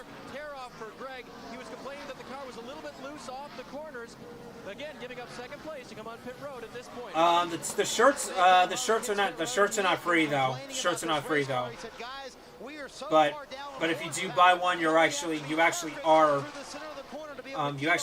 helping up the channel in some way. So. Trying to make this 29 car better, Dave. Casey Kane's crew now will take the leader down pit road, gives up that first spot. They're not going to make any chassis adjustments. Yes, now a wrench does go in the rear of the car. Track bar adjustment for Casey. Car just a little bit loose right now. 10 car also, Scott Riggs in. He also couldn't see out of the front of his car, wanted to get a better view, so they take a tear-off down. It'll be a four-tire flag stops. They make air pressure adjustments in the right rear and left rear. The car was better in the shade in 1 and 2, but was loose in both ends of the track. And Jeff Burton, who has been bouncing back and forth in and out of the top 10, his car completely on the tight side, calling for some more adjustments to try to free up. He searched around a little bit to see if he could find a better line. Air pressure Junior to the lead. Call on exit with a 26 as the 11 of Denny Hamlin is in. His car not bad. They backed up a previous adjustment. He said that helped, but we need to do more of the same. Another track bar adjustment for the 11 driver, Dave. Would you change anything on the 8 car? I wouldn't. I think they're probably going to change 4 tires, though. All right, Junior coming in. Fresh rubber. Really hasn't said anything on the radio. Has been racing hard. Makes the hard left-hand turn to get into his pit box. He hits that correctly. He will also get a tear-off taken off the passenger side. That's where the other Wally sat today. On the left-hand side where the driver is, that stays. He's got about 6 of those tear-offs that he can work with all day long. Air pressure adjustments only, if anything, for the 8 car, and he leaves. Why you hate Stenhouse? And here comes Jimmy Johnson. Chad Knaus just called him on. Have you seen how many cars he's crashed? Have you seen how many cars he's crashed? And how many times he couldn't and how many times he couldn't stop getting off of Jimmy Johnson's rear bumper? Come on, dude. And sad excuse of a driver. Sad excuse of a driver. You see the wrench going into the back rear corner of the car. There's the adjustment to try and help Jimmy's handling. 2011 NFC Championship with the Giants with 49ers. Ah, damn. I'm sorry. All this happening with 108 laps complete. Now, a couple of things to point out here. Dale Earnhardt Jr. stayed out, led a lap, got 5 bonus points. Jimmy Johnson stayed out, led a lap, got 5 bonus points. At the beginning of the day, we told you 12th or better will clinch for Johnson. Since he's led a lap and gotten 5 bonus points, it's now 13th or better for Jimmy Johnson, and he will clinch the Nextel Cup championship. 13th or better now. And Jimmy Johnson was so conservative getting on pit road. He doesn't want to make any mistakes. And here, Wally, it's easy to make a mistake on that apron. Yeah, it's really Apparently simple that down is there. the You're coming commitment off the line. racetrack. It's very flat, and you're trying to get as much as you can because you can lose a tremendous amount of time or gain time on that pit road. So you saw him go to the right. He just All right, see you then. When Paul Menard Happy hits Casey Kane, Thanksgiving. will re-inherit the lead. Dale Earnhardt Jr. in the 5th spot, Kenseth in 6th. Jimmy Johnson runs 9th. 110 laps are complete in the Ford 400. Okay, in a few minutes, we'll be switching over to the next video. If you watch Heroes, no doubt you've heard, save the cheerleaders, save the world. Oh, I see a Tomorrow yellow it will flag. all become clear. A new Heroes tomorrow night at 9, 8 Central on NBC. Yeah, they're slowing down. We got a caution. Well, caution is out. Oh, Kyle! Getting into 1. He hit the wall. Yeah, it looks Oh like the my first God! time, Not and the, then he finished it off a not the second time. five, There's on not high the side. 5 car. Loose. He hangs on to it, but it didn't look like he hit that hard, but he did a lot of damage. Second time BP, he finished it off, I believe. Goes down in turn 1. Looked like that first time he was trying to. Yeah, he's already in the wall. And he doesn't even get to the corner. He's already brushing the wall. Yeah, it's It hard. looked like he was trying to imitate Dale Earnhardt Jr.'s line. Well, he was following him there. Yeah, Junior had just passed. It's still him for the 2020. 3rd position, and I tell you, not everyone can run that line. Okay, pit road is going to be open. Well, he just pitted about 10 laps ago, didn't he? I think they're still going to come. Casey Kane's on pit road, so is Bethel. Pit stop started on 98 and it ended on 109, so some guys just 7 laps ago. It's still 2006. He stayed out, didn't he? I believe he did. Gosh. Be interesting to see how this plays out. But his car's better late in the run. Might be a good move for him. And Dale Jr. did recently pass, so. Marty. Hey, Bill, this is the disadvantage of having the very And first John's stall. gonna come down Literally anyway. Talking about adjustments about 100 feet before they get to the stall. They made a last-second call, half round of wedge out of the left rear. Matt also made a call for a half pound out of the left rear tire, but obviously it was fuel only, Alan. Bottom of the screen, Jimmy Johnson is going to pit. They're going to get 4 tires on this car, not make any adjustments. They just asked Jimmy if he was good with what they gave him off that last pit stop. He felt like it would be fine. So it's just going to be a 4-tire change here, Dave. Top of the screen, Casey Kane, 2-tire change only. Whatever happened to Casey Kane, he had health problems. 2018, he had health problems, so that's what. Well, this is really going to shuffle the running order. Kenseth got right side tires. What happened with Johnson? Something happened? Did he kill the engine or did something happen as he started to exit the pits? Alan? Benny, he either snagged the air hose or they had a lug pop off the left front that they wanted to get before he left. I want to check it, and we'll also check the video. But something happened on the left that was front a costly just before he stop. left the pit stall. Okay, let's take a look here, Alan.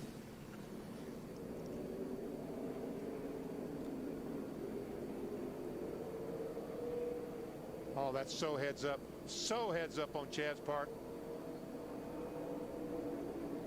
Lug nut. Yeah, it was a lug Well, nut. they had 4 tight, and they won all Not 5 sure if off that's the going to be time. a penalty or not. Stop. Get him. Go. Outside one. Well, tell you what, made a mistake, but caught it. See how that plays out. Going to cost Johnson a lot of positions on the track, plus that Earnhardt car stayed out. All right. Hold on one quick second before we switch off the video. I'm gonna move something really fast.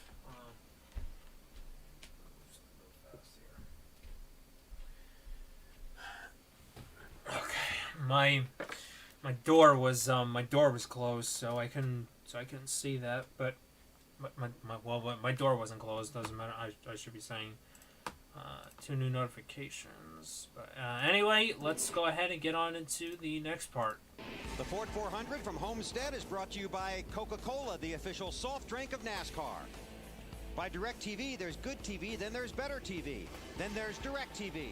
By Wrangler, makers of Wrangler's Jeans Company. New fits, new comfort, new styles. And by Allstate, official insurance sponsor of NASCAR. 119 laps are complete. Dale Earnhardt Jr. and Martin Truex Jr. did not pit. Jimmy Johnson restarts 16th. Matt Kenseth restarts 5th. Jimmy's going to try to duck to the high side. Now, I mean, his car's been better. Actually, his car's been flying on older tires. Whoa! Menard is at the Gordon, look out, buddy. They're trying to stay there. Don't think it's going to be for long. Nope. Menard in the 15. And the second place car is the one. Back when Paul Menard was in the 15 car. Man, that takes me back. I don't think Menard will give him a big struggle. All three of those cars, the 8, the 1, Wow, 4 and the wide. 15. 4 wide right there with Kenseth part of it. 4 wide, holy shoot.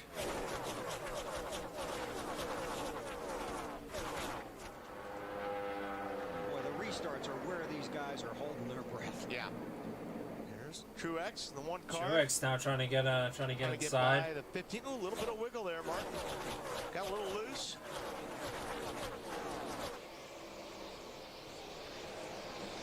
Really would like to get a break from that 15 car. Oh, Robbie! Oh my God! Robbie Gordon, chill! Chill the fuck. Oh my God, chill the fuck out, Robbie. Tia Truex is looking for a little bit of a break there from Menard. Johnson back in the 16th spot. Carl Edwards in front of him. Although Robbie Gordon, he's 33. to be the lucky dog. Boy, they're racing all over the place right now. A green car, Burger King, is Bill Elliott, driving for Michael Waltrip Racing. Elliott scored in the 34th spot.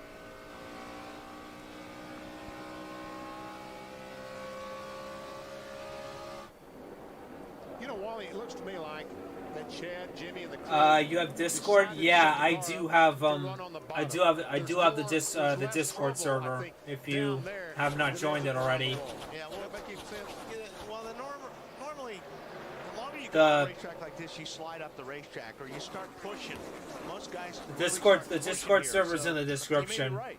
The bottom is the If you want to join it. where the least amount of cars will be.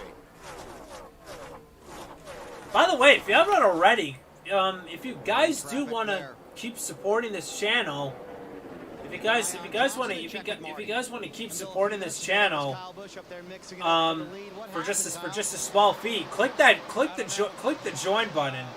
It's $1.99 a month. We've added new emotes, and we've also added new badges. We've also added new emojis. So it's only cost you $2 a month to help support this channel. If you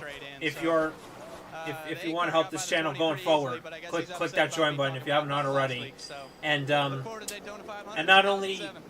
not only you will also get access to those emojis, you will also get access to a members-only voice channel. You will also get access to a members-only channel in the Discord server. So, and pretty soon I'll be working on some more perks for channel members. So, if you haven't already, if you want to help out this channel for just $2 a month. Johnson around Stewart For just $2 a month. Click that join button. Stewart is not on the lead lap. Currently scored 32nd, 1 lap down. Dale Earnhardt Jr., the race leader by 8 Are you going to delete the stream later? No, this stream is staying up. This stream's staying up. Came in today 5th in the championship standings, chasing his 2nd win of the year and his 1st title. The last one I did, it stayed up, and I'm gonna keep this one up as well. Begins with those 2 famous words, ladies please, Howie and Deal or No Deal. Then the cheerleader episode of Heroes, then a brand new Studio 60. Big lineup tomorrow night on NBC. Jr. continues to lead. Biffle's closing in on him. Made a run at him. Couldn't get there. Does your Discord have a code or anything? You know what? Let's just go ahead and just plug it in. Rookie won both races at Pocono, made the chase. It's basically just a simple link, and you ran. I So can't get these people to agree with me to save my life. Would you vote? Some team winning all those races this year was a big story. Come on, BP. That's a big story. But Denny Hamlin's been a pretty fun story. There's the leader. Here comes Biffle. here comes Biffle, trying to make that low line work. Looking for the lead. I gotta tell you, Greg Biffle's really good at this racetrack. He'll make a lot of friends if he passes Earnhardt for the lead, won't he, BP? Oh, man, I tell you, I'd hate to do that here with a sea of red. But that's his job. By the way, we are more than halfway home now in this race, so He went up. I think Biffle went up to the top of the racetrack a couple laps. yeah, it's about 9:30. So I would probably guess this is going to be over in maybe the next hour or two. So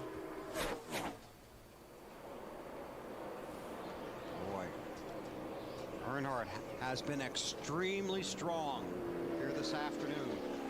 Closing in on the halfway mark here in the Ford 400. Let's do a contenders through the field here, starting with that A-car, Dave. And Bill, he came into the day 115 points out of the championship lead. It would take a miracle for him to win the championship. The four guys in front of him would have to have trouble. But the other part of that, he's got to run well. And they've done their part. That car very fast. We saw it come through the field on its own. And Earnhardt continues to hold down that lead. Marty? Well, Dave, currently Matt Kenseth is in the 7th position on their last stop. But it was actually a 2-tire stop. They made a chassis adjustment. You know, he said he's not keeping an eye on the 48 today. And it's kind of hard to believe that he wouldn't be watching the 48. The guy Canadian syrup. What's up? Nah, because it really don't Thanks matter. for tuning in. They have a big problem. You know, we're not going to beat them. So, you know, if they have a problem, obviously, we'll keep an eye on everybody else where they're at. The guys are close to us. But we're going to go out and try to run hard, and hopefully we can get a good finish out of it. Right now, he's in front of the 48, but not far enough ahead of the 48 just to keep the championship, to gain the championship lead. Kevin Harvick's car is much better than it was earlier in the race. He had talked about being down on horsepower. Now they've made it back into the top 10. He said, guys, handling-wise, we're a lot better. We need a little bit more. He said, you know what? We're just excited to be part of the conversation. I broke my shoulder a few hours ago in the line of my bed with a shoulder cast. Oh, damn. Danny Hamlin has just climbed up 2 spots. Damn, prayers up to you, prayers up to you, man. Prayers up, bro. They are not going to let this race, one way or another, dictate Feel better soon, man. on this season.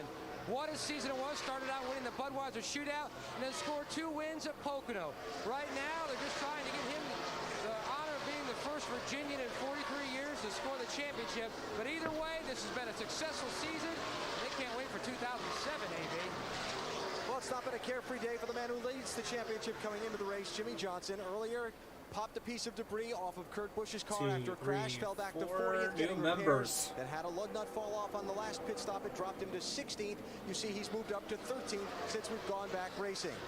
To those who are new in the Discord server, make sure you read the rules before you start chatting. He talked about with us in our pre-race interview, where he finds a good spot to ride in line and just log some laps.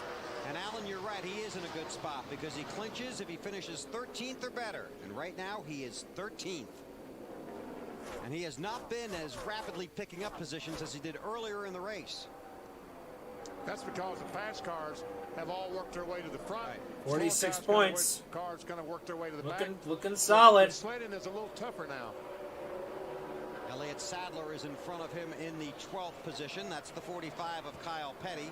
Which, by the way, if you have not, Kyle is a lap I don't think I've already said it. If you have not already, if you're new here and you're still watching this and you guys are new here, make sure you hit that subscribe button and turn on the notification bell so you never miss a brand new video.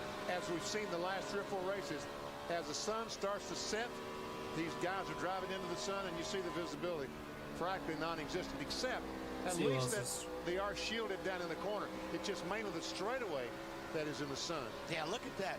There's a car right in front of Jeff Burton right there. You could hardly see it when he got in front of there. Now, you'll notice it looks like Earnhardt's got a little tape on his windshield where Burton doesn't. See this? But they also, I think, Most of these guys are running dark visors right now, or at least tear-offs that are dark. Oh, man. That they can pull off as I would not want to be in Dale Jr.'s shoes right now. Holy cow, that is bright. And you were talking about Burton not being able to see. That's exactly what Tony Stewart said last week. Right, with Jamie McMurray. Right. He can't buy both of them, can't see. I was there until he was. I had him. I would not want to have that in my thing. Earnhardt Jr. Whenever I'm driving. In Homestead, just past halfway now in the Ford 400, live on NBC. Just past halfway, time for the DLP race recap. Jimmy Johnson, some words of encouragement, a kiss from his wife. Early trouble. Get some debris off the two-car of Kurt Busch. Taped it up, patched it. Close racing with Kevin Harvick. Harvick trying to keep him back there. Then he came to pit road. Watch the left front tire changer. Lug nut jumps off the wheel. Come on, Mike. Mike Trower, jump up. He tightens the lug nut. Good save by those guys. Our DLP technology race recap. Jimmy Johnson in the 11th position now. I bet Mike wished 11. his name, huh? Front tire changer on the 48 car. If they win Go the ahead and move this championship, a little bit. He knows gear. we'll be very glad you know his name. Yep, sure will. Get some more light up in here. 13th or better gets it done for Johnson today. Dale Earnhardt Jr. continues to lead, now 3.7 seconds over Greg Biffle. Then it's Martin Truex Jr., David Gilliland, and Casey Kane. And Earnhardt 56 is points just a now. little bit out of sync with basically the rest of the cars on the lead lap. Dave? And just a quick update on how that car is running, as if it isn't obvious, still being out front there. Better in the middle of the corner. That was good for Junior. Lap 171 is what crew chief Tony Uri Jr. tells me they need to be on pit road. That's about 8 or 9 laps earlier than everyone else will need to pit, Bill. Thanks, Dave. Longest run today from lap 46 to lap 107. Junior basically stopped about. I mean, 9 Junior's laps doing what he has to before the do rest of the right guys. now to at least make this championship battle interesting. He Earnhardt definitely is Truex doing Jr. his stayed job. out under a caution when the rest of the leaders pitted. But his car has been extremely stout. His fuel window's just going to close a little sooner than the rest of the guys running up front. It's Earnhardt, Biffle, Truex Jr., David Gilliland, and Casey Kane. Your top 5. This has been an impressive run for that 8 car this afternoon. Earnhardt runs out. Would you be more mad when Johnson gets wrecked by Kyle Busch or Ricky Stenhouse Jr.? Easily Ricky Stenhouse. Easily. The No Ford contest. 400 from Homestead Miami Speedway is brought to you by Ford F-Series. Built for bold moves, built Ford tough. By the Principal Financial Group, we'll give you an edge. Oh my God, By the Principal, Home Depot, man. NASCAR's home Back when improvement that was a warehouse. company. And by UPS, proud sponsor of Dale Jarrett's 88 Ford. Go Dale, go. The Dale going right now is Dale Earnhardt Jr. When I was at the Coke Zero 400 when Jimmy wrecked, I heard every NASCAR fan crying in the stands. Feels bad. Jeremy Mayfield and Kurt Busch are the 2 cars out of the race. Casey Kane has led 84 It is what it is, though. of the 160 laps. Our Napa field summary. Oh, caution. Has just come out, as you heard. Dave Blaney. On the 22. Dave Blaney with a flat. There's always danger of debris on the racetrack when those tires start coming apart, because you saw the damage that he had to the left rear of the car. And this helps Dale Earnhardt Jr. only about 11 laps away from having to make a stop that could have come under the green. Junior and Truex Jr. just a little out of sync with the rest of the cars on the lead lap. Yeah, but probably everybody's going to be pitting, though, here. So Reed Sorensen in the 41 car is the lucky dog. Sterling Marlin has gone to the garage. yeah, Engine situation. Canadian. You're not the only one who's been having internet problems. A few people keep saying that the thing keeps crashing, but But just refresh it. It's everything is fine on my end. We haven't dropped a single frame. Go, Mike. There's the Budweiser crew, led by Tony Uri Jr. The guys Robbie Reiser sends over the wall to work on Matt Kenseth's car. Sorensen's a lucky dog. All these guys getting ready for a critical pit stop here under caution. Denny Hamlin's crew for Mike Ford, his crew chief. And Earnhardt will lead the parade onto the access road, then down pit road. It's Earnhardt. Again, why? I don't understand why they use the access road though, just to get in the pit road. Jimmy Johnson is 10th, Kevin Harvick 11th. There are 20 cars on the lead lap. When Sorensen comes around, he'll be the 21st car. Time to go to work on pit road. Marty. And Bill, here comes the big swing at it from Matt Kenseth's team. He said the car right now not good enough to keep up with those leaders. It gets too tight too early in the run. They're going to pull half of a spring rubber from the left rear tire, half of a pound out of the left rear tire, and a half pound in the right rear tire. Big changes for the 17, Matt. Denny Hamlin will hit his box in the 9th position, says the car is almost wrecking loose at the beginning of the run, so they're going to try to bring it back a little bit so they don't lose as much time at the beginning of the run. It was so strong near the end. AB. Wanted Jimmy Johnson to stop short in his pit box. He'll have to swing around. Scott Wimmer to exit. Chassis adjustment to help the center of his corner, and a 4-tire change on the 48, Dave. 8-car deciding, let's leave it alone at least until the sun goes down, but he's going to lose time. Lost time on the right side. Oh, damn. And he'll lose spots, guys. Wow. Junior had a terrible stops. Junior had a terrible stop. Picks up 3 positions. Here's the race off Truex wins the race off pit road. Jr., then Casey Kane, then Bethel. Looking for the 8. Still looking. Scott Riggs is still up there. What a champ. Field has gotten the 1 to go signal here at Homestead. Take a look at our Craftsman pit summary, and you'll see the big loser here, Dale Earnhardt Jr. Went in first, came out 7th. Kenseth picked up some spots. Jimmy Johnson picked up 1 spot. He'll restart 9th. Field just moving onto the backstretch. We can go back and look at that pit stop for Dale Earnhardt Jr. and company. It looks like they've got See what happened trouble here. getting that right rear off. And that's where the hang up. You see the front tire changers all the way around, waiting for the jack guy to pump the jack up. What happened there, Dave? At least one lug nut that was on super tight, and he had to hit it again to get it to come off. That's, obviously you have to take off all 5 before you can pull that wheel off. And the rear tire changer had to hit it a couple of times before one of those lug nuts would release. That makes sense now. Update on the 11 from Matt. Bill, the big loser on that round of pit stops, Denny Hamlin, had to make a return visit. 2 lugs were still loose on that left front. Oh, damn. Hamlin will restart 19th.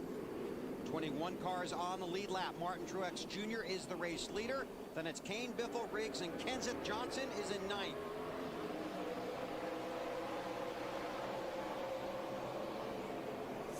Boy, Johnson gave plenty of room to Clint Boyer. Oh my God, Jamie, what are you doing, bro? Dale Earnhardt Jr., who has a very fast race car, is now going to have to work his way through traffic.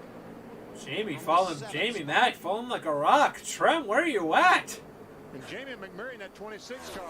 Yeah, he's going to get run over. He's in a bad situation. He's in the middle of the racetrack. Fast cars all around him, and finally gets down to the inside. I was concerned about him. Well, the problem is, Junior, it's going to take a while for him to. Holy cow, Menard! These guys right now. In the meantime, did you see that? Get a good jump on him, so just have to see how fast he gets. Did you see that? He was bad shit loose off the corner. Was a little loose there coming out of the turn. Casey Kane, that 9 car, has taken away the position from Bethel in the 16. Robbie Gordon in that 7 car is the first car 1 lap down, so he's racing for the Lucky Dog Award right now. Kane to the high side. Bethel looks low. Hang on, Robbie. Yeah, Gordon's loose. Woo. Big time. Matt. Bill, a rough Martinsville, Charlotte, and Atlanta for Martin Truex Jr. But ending the year like he started, strong top 20 runs. Right now, he says the car was tight early, needed help down in the shaded area, down in turns 1 and 2. That's where the car needed to cut a little better. But right now, great stops by the Bass Pro guys, and he is out front and starting to yard the competition a little bit, Dave. Matt Casey Kane had a little trouble during that last run with the loose race car, and he was not able to run in traffic. He ran up on the high line. Less than 100 he to ran go. well until he was in traffic. On the low side, he was a little bit tight, but by the time he came down pit road for changes to the car, the reason they didn't need any. So 4 fresh tires, but he would like to be in clean air. Matt Kenseth in that 17 car. In 5th. You know, it's a shame that this isn't just a normal race. Trying to get by Scott Briggs down on the outside. And of course, Robbie Gordon is going to be. But he's not the story today, unfortunately. Jimmy Johnson, Matt Kenseth, course, Jr., those guys battling for the championship. Robbie Gordon being the lap car he is going to make things hard. Okay, David, you're doing a great job. Running in the 6th spot in that 38 car. Kenseth trying to get around Riggs. That would put Matt in the 4th spot. Martin Truex Jr. is the race leader in the Ford 400. Caution here in the Ford 400. Benny, David Gilliland called. He said, please don't talk about me anymore. David, I am so sorry. Watch this. Goes down in turn 1 and looks like exactly like Kyle Busch, Wally. Oh, he lost it. Yeah, lost you don't it. think you hit the wall that hard, but he took probably about 35 or 40% off of his rear downforce, that little hit on the wall. So he went in this time. Then he went it again, and around it goes. And again. And he'd been running so well, too, as Benny had pointed out. Growing experience for the rookie David Gilliland. Under caution in the Ford 400, you're watching NASCAR on NBC. Oh, man. 9 fans fulfilled their dream to compete on the track at Homestead Miami Speedway. As winners of the Built Ford Tough Race to the Dream Championship, they took to the track in their Ford Fusion. Then they jumped into America's toughest truck, the Ford F-Series, for some serious competition.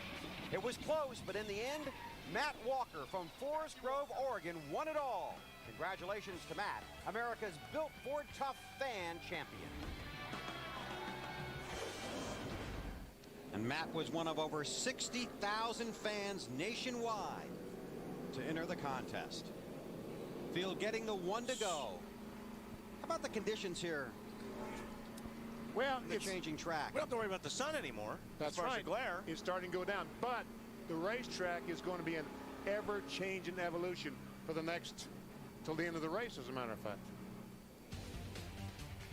And we go inside our Home Depot virtual garage and show the favorite way these teams use to make adjustments on the car. It's the rear track bar. They turn that down or up to adjust the chassis. If the car starts getting loose, they put a wrench back there. They turn that bolt down. They lower the track bar, which tightens the car up off the corner. God, 2006 NBC graphics at its finest. And we've seen them use it several times today to make an adjustment. Love this stuff. Love this stuff back then. 13 cars did not pit. It's Martin Truex Jr., Casey Kane, Greg Biffle, Matt Kenseth, and Scott Riggs. Jimmy Johnson runs in the 6th position in the 48 car. If he finishes 13th or better, he's the Nextel Cup Series champion. 21 cars on the lead lap. Casey Mears was the lucky dog. Oh. I knew Robbie Gordon was going to do that. Down low in that 7 car. That's Juan Pablo Montoya in a 30 car. In the middle, Menard on the inside of him. He's going to be in the middle for a while now. Gets to the high side, almost too high. Kane runs 2nd. It's Biffle in the 16 is 3rd. Sorry about that. I got a text from somebody. 7, 1 lap down. Working like a dog to get the lucky dog. Yeah, he has been. He's been trying real hard these last few restarts to even get his lap back. 58 points now.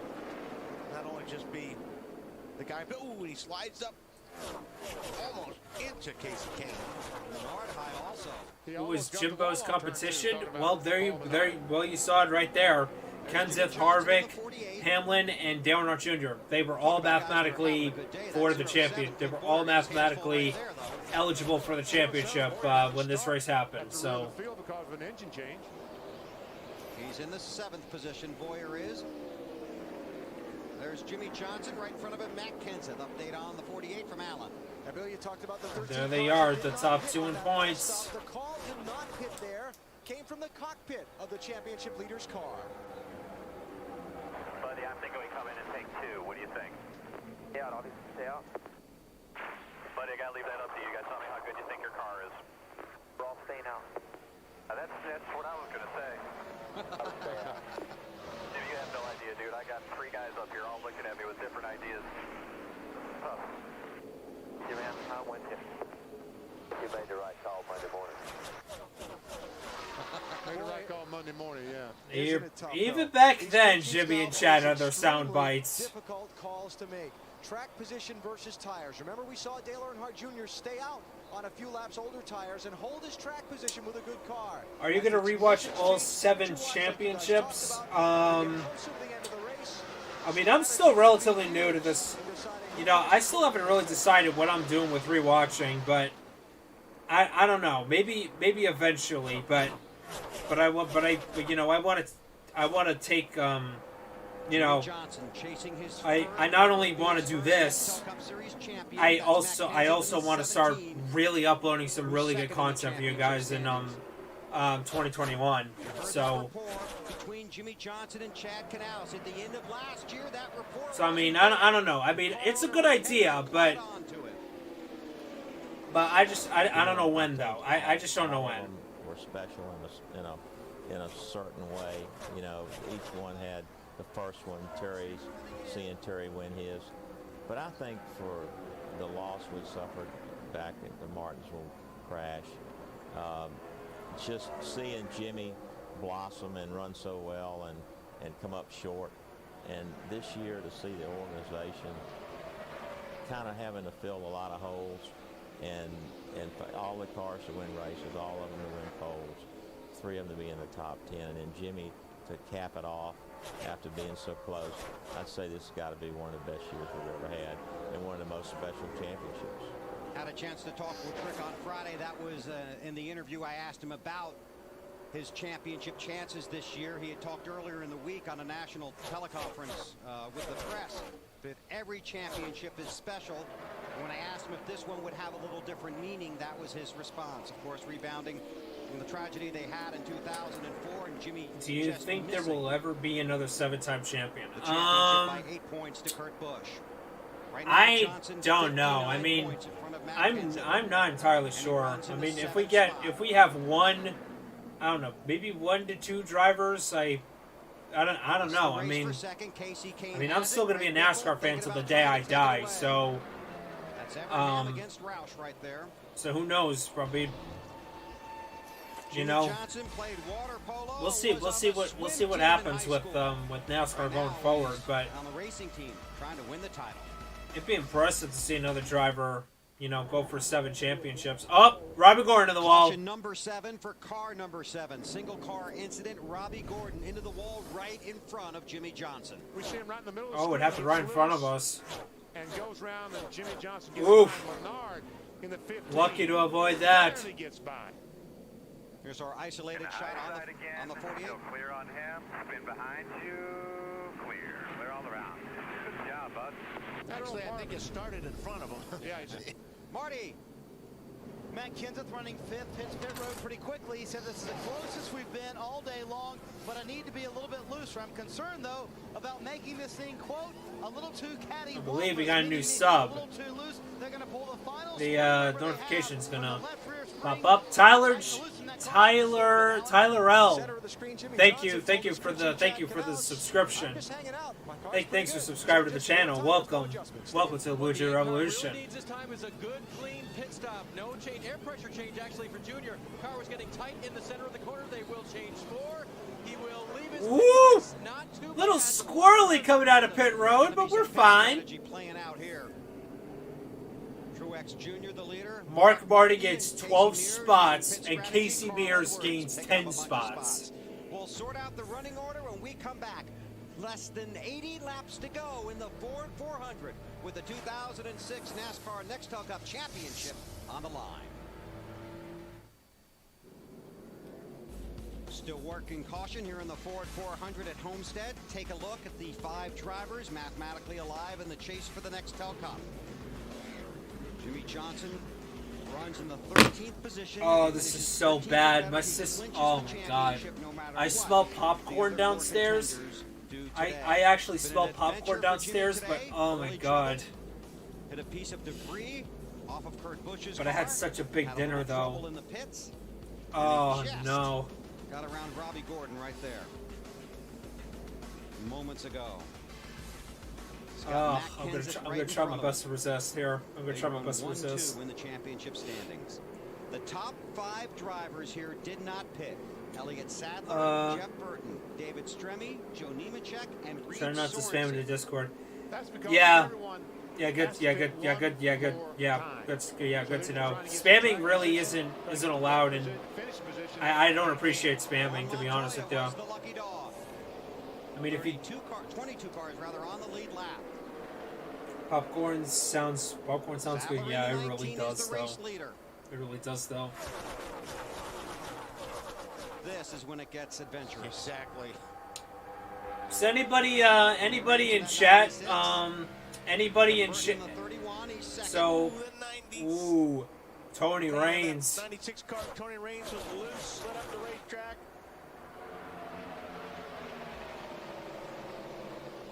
Tony Stewart is 24th in that 20 car. He's 1 lap down. Well, How did Tony Stewart get a lap down? How did Tony Stewart get a lap down? Case of caution comes out. That's the position right there for the lucky dog. How did Tony Stewart get a lap down? I don't. How did? Oh, Vic. Oh, come on, Vickers.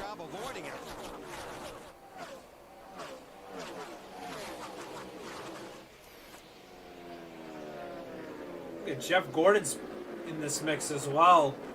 He's had a shit race. He runs in 27th, 1 lap down. Gordon's just had a shit race all day long. Looking for Jimmy Johnson.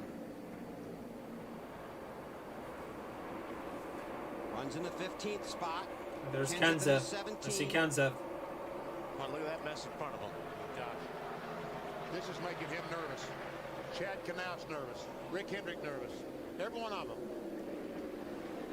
So, to anybody in chat, is anybody gonna, to anybody in chat, what are your plans for Thanksgiving? Any of you are gonna be watching the Macy's parade tomorrow? Any of you are gonna be watching the Macy's parade tomorrow? I really wish I could have gone this year, but you know.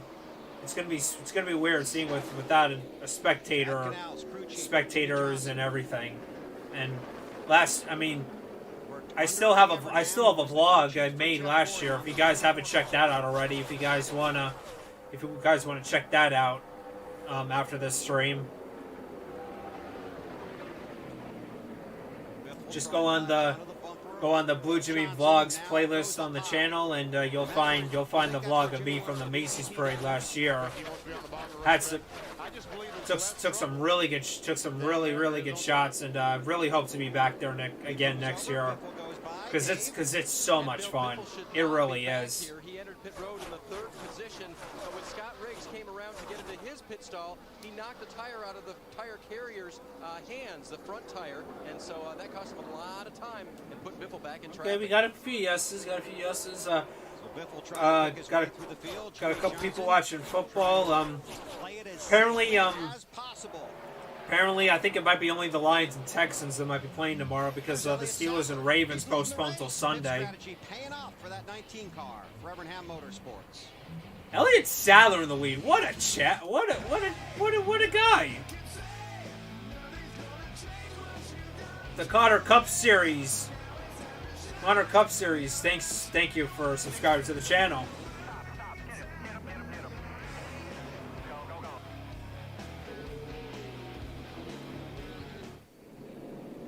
NBC Sports live in Homestead, Miami for the season finale. Zoom call. Nextel Cup Zoom Series. call. My family and And some the caution burgers. has Nice. just come out for that car, the 49 of Mike Bliss. Mike Bliss. Okay, I didn't know he was. I don't know he was in this race. Now then, this is a pit stop that really means something because they can make it Could be the last the way. Yep. That Oh, 20 car the right there, way. Tony Stewart, the lucky dog. He'll come around. Be the Hey, 23rd Tony Stewart's car back in on the lead lead lap. So this could be the last chance to make It's your almost car nighttime. as good as possible for a run to the checkered flag here. And it is Jimmy about Johnson to will pit be. from the 15th It's position. about. It is now 10 o'clock here on the East Coast. 8 p.m. West Coast, 9 Central Time. 27 people watching if you're new or rewatching the Ford 400, 2006, the first of Johnson's 7 championships. As some pre-Thanksgiving content for you guys here tonight. Make sure we get it packed full of fuel. Still hasn't said 2 or 4. Last second call for Robbie Reiser. Classic, I'm pretty sure this race is going to be over in the next hour. It's probably going to be over in the next hour. So we're getting down to the nitty-gritty here on the stream. You caught a little bit of the radio from Chad Knaus to his crew, reacting to what Robbie Reiser did with Matt Kenseth. Just a right side tire change for Jimmy Johnson. They wanted to keep an eye on where Kenseth was when they made this stop. Wow. That really shuffled things up a little bit, didn't Plus six for Johnson. Casey Kane wins Plus, the race off of pit road. We'll sort forgot out the running order to when we gain come 8 back. spots. 8 spots gained for Greg Bethel. 59 to go when we put the green back out at Homestead.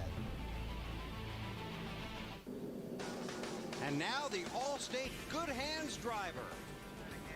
Oh, Jimmy who is- Johnson has had his hands full throughout the race. And he got around that spinning. Who's going to be our driver next? Who's going to be a driver next season?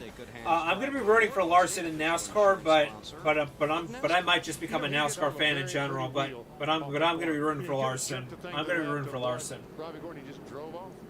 I think he definitely earned a second chance, and he was such a nice guy when I met him back at Port Royal in July. For Jimmy Johnson in particular, the 2-tire stop, they only had 12 laps of racing on the left side tires. So they changed the 2 tires there. The important thing to get it full of fuel. Chad Knaus, as soon as Jimmy left the pits, told him, watch your fuel use. And then he also told him, you're going to have to drive it like you stole it in these next several laps because a lot of guys behind you took 4 tires on the pit stop. A lot of traffic here. Casey Kane, Scott Riggs, the first 2 Here we go, cars, restart line. fuel only on that stop. And I said that everyone couldn't make it the rest of the way. For some cars, it may be touch and go. Yeah. Just 60 to go? 60 to go. Look at Scott Riggs. Look at Scott Riggs. Said 60. That's close enough to try. Yeah, it's close enough to try. You're right. And he's using all his fuel right now. Riggs trying to get to the lead. Can he slide up the track? No, he will not. Those are teammates right there. But Riggs let that lap. Riggs in the 10, Casey Kane in the 9, Matt Kenseth is right behind them. Right now, Kenseth 41 points behind Jimmy Johnson. Can Riggs clear him up for 2? No. Scotty had him cleared, but since it's a teammate, he's trying not to force issue. I think that was Paul Bernard that got in the wall there a little bit. 15 car. He's been rehearsing that for a little while. Scott Riggs, a 10 car, has never won a NASCAR Nextel Cup event. His teammate Casey Kane has 6 wins this season. Those guys had a really bad start of the year. They missed a Daytona 500, Scott Riggs, and here he is at the end of the season racing for the lead. Nice turnaround. Dave? Hey, well, I remember earlier I told you these cars are built the same, but they have different setups under them. Both of them love clean air. Can you tell? Neither one of them took tires on that stop so they could get out front. The 9 car especially reporting that it just won't handle it. How did you get into NASCAR? Casey Kane in that 9 car. 2000, when I was 3, I started collecting diecast, and my dad was actually a fan beforehand. He was a huge Carol Yarbrough fan. So he used to watch him back in the 70s and the 80s. And so he's got to try the bottom. and then in 2006, we were scrolling. Me and my dad were scrolling through channels, and all of a sudden, the 2006 Daytona 500 came on, and then I picked Jimmy Johnson, and the rest is history. Here comes Greg Biffle. I'll tell you what, it looks like Greg Biffle has a very good race car. And if he can get that 16 in front, ooh, he's there, he's there. That will certainly help him make him even faster. Sending it! Send it! And he's got clean air. He's got it tripped up. Oh, slide job! Slide job! Which he did. He did! That 9 car was going to New leader, 16, slide job! Yeah, they loosened him up just a little bit on that stop. Just a slight wedge adjustment, changed that chassis to help the car turn a little better. And he took on 2 tires, so he has fresh right side tires where the 10 and the 9 don't. So Biffle leads Kane and Riggs. Kenseth has slipped to 4th. Denny Hamlin is 5th. Update on Kenseth from Marty. Well, guys, we were talking about fuel, and I think it's a slight concern for Matt Kenseth, just like Jimmy Johnson. Robbie Reiser got on the radio with Matt as soon as he pulled off pit road, said, "Save me all the fuel you can." This is one of the advantages of having the very first stall on pit road. Ooh, Paul Menard, oh my God. That's why Robbie Reiser made the 2-tire call. They feel like that may be an advantage for them over the 48. Matt? Danny Hamlin was told they are 2 or 3 laps to the good as far as fuel, so that shouldn't be a concern. The other concern, though, is about Yeah, can this race go green the rest of the way? before that pit stop. He has swapped to the backup ignition box. He has said nothing since. He just has taken over the 4th position. Jimmy There's Johnson Jimmy. in the 10th spot. That would lock up the title for him. 13th or better after leading a lap earlier in the race. Came in with a 63-point lead over Kenseth. Right now that lead 51 points and 51 laps to go in the Ford 400 at Homestead.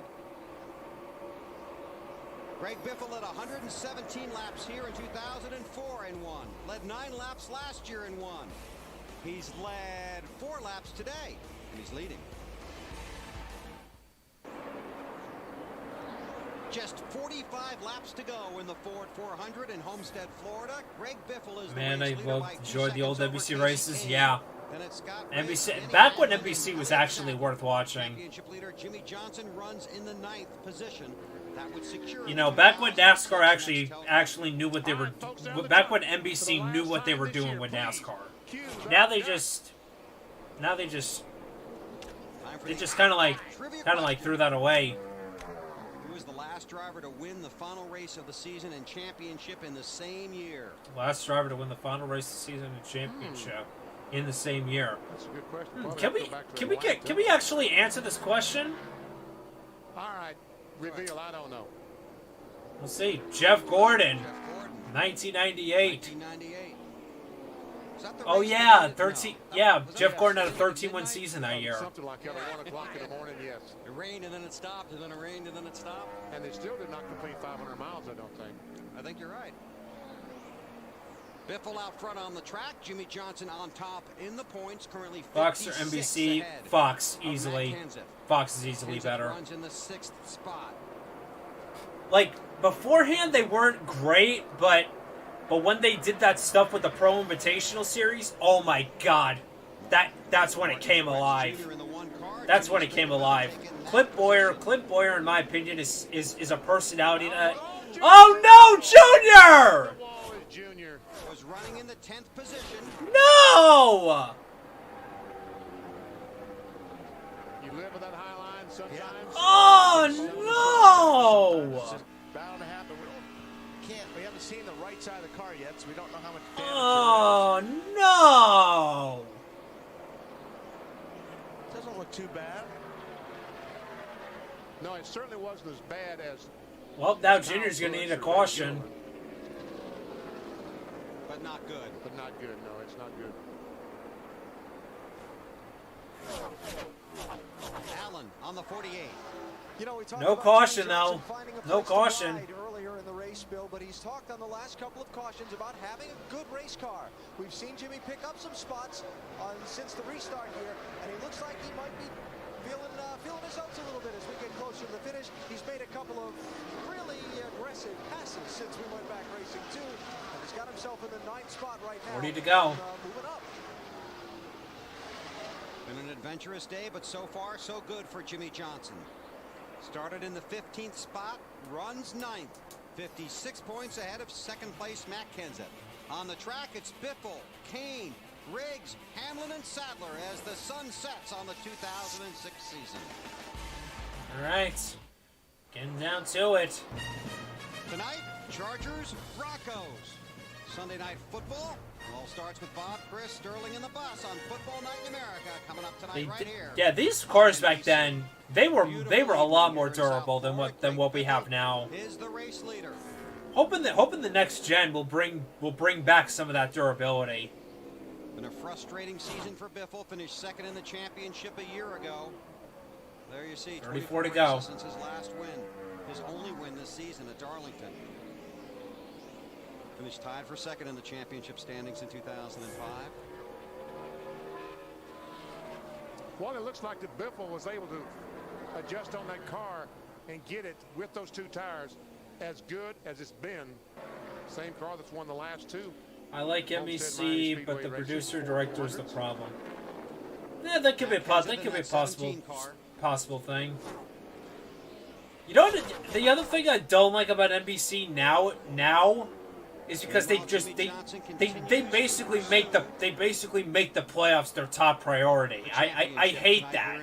I don't even bother listening to the NBC broadcasts unless it's unless you know a memorable quote is happening or whatever. Like half the time I just be listening to MRN or PRN, that old deal. Something to keep in mind too. That would make it interesting, huh? It sure would. Man, just think a big crash that would take 4 or 5 caution laps at the end of the Matt, race. hey, Matt Diurkel. I remember you from Pocono a couple years ago. How you doing, man? See the ticker not running. I miss the original NBC coverage. Yeah, for sure. Presently not functioning correctly. Hopefully we'll get that fixed shortly. Not that far from the finish here in Homestead. Greg Biffle is the race leader. 30 to go. Less than 25 laps to go now. 55. 55 points is the gap. Jimmy Johnson with a 55-point lead over second place Matt Kenseth. Johnson currently runs in the 8th position. I heard the 2021 season will be like the 2014 season. The cars will go much faster. Biffle is the race leader. Then it's Casey Kane, Denny Hamlin, Scott I hope Riggs, so. and Matt Kenseth. I hope they keep the spoilers, at a minimum, and they bring back the power, bring back the 2014 package for one final time with the Gen 6.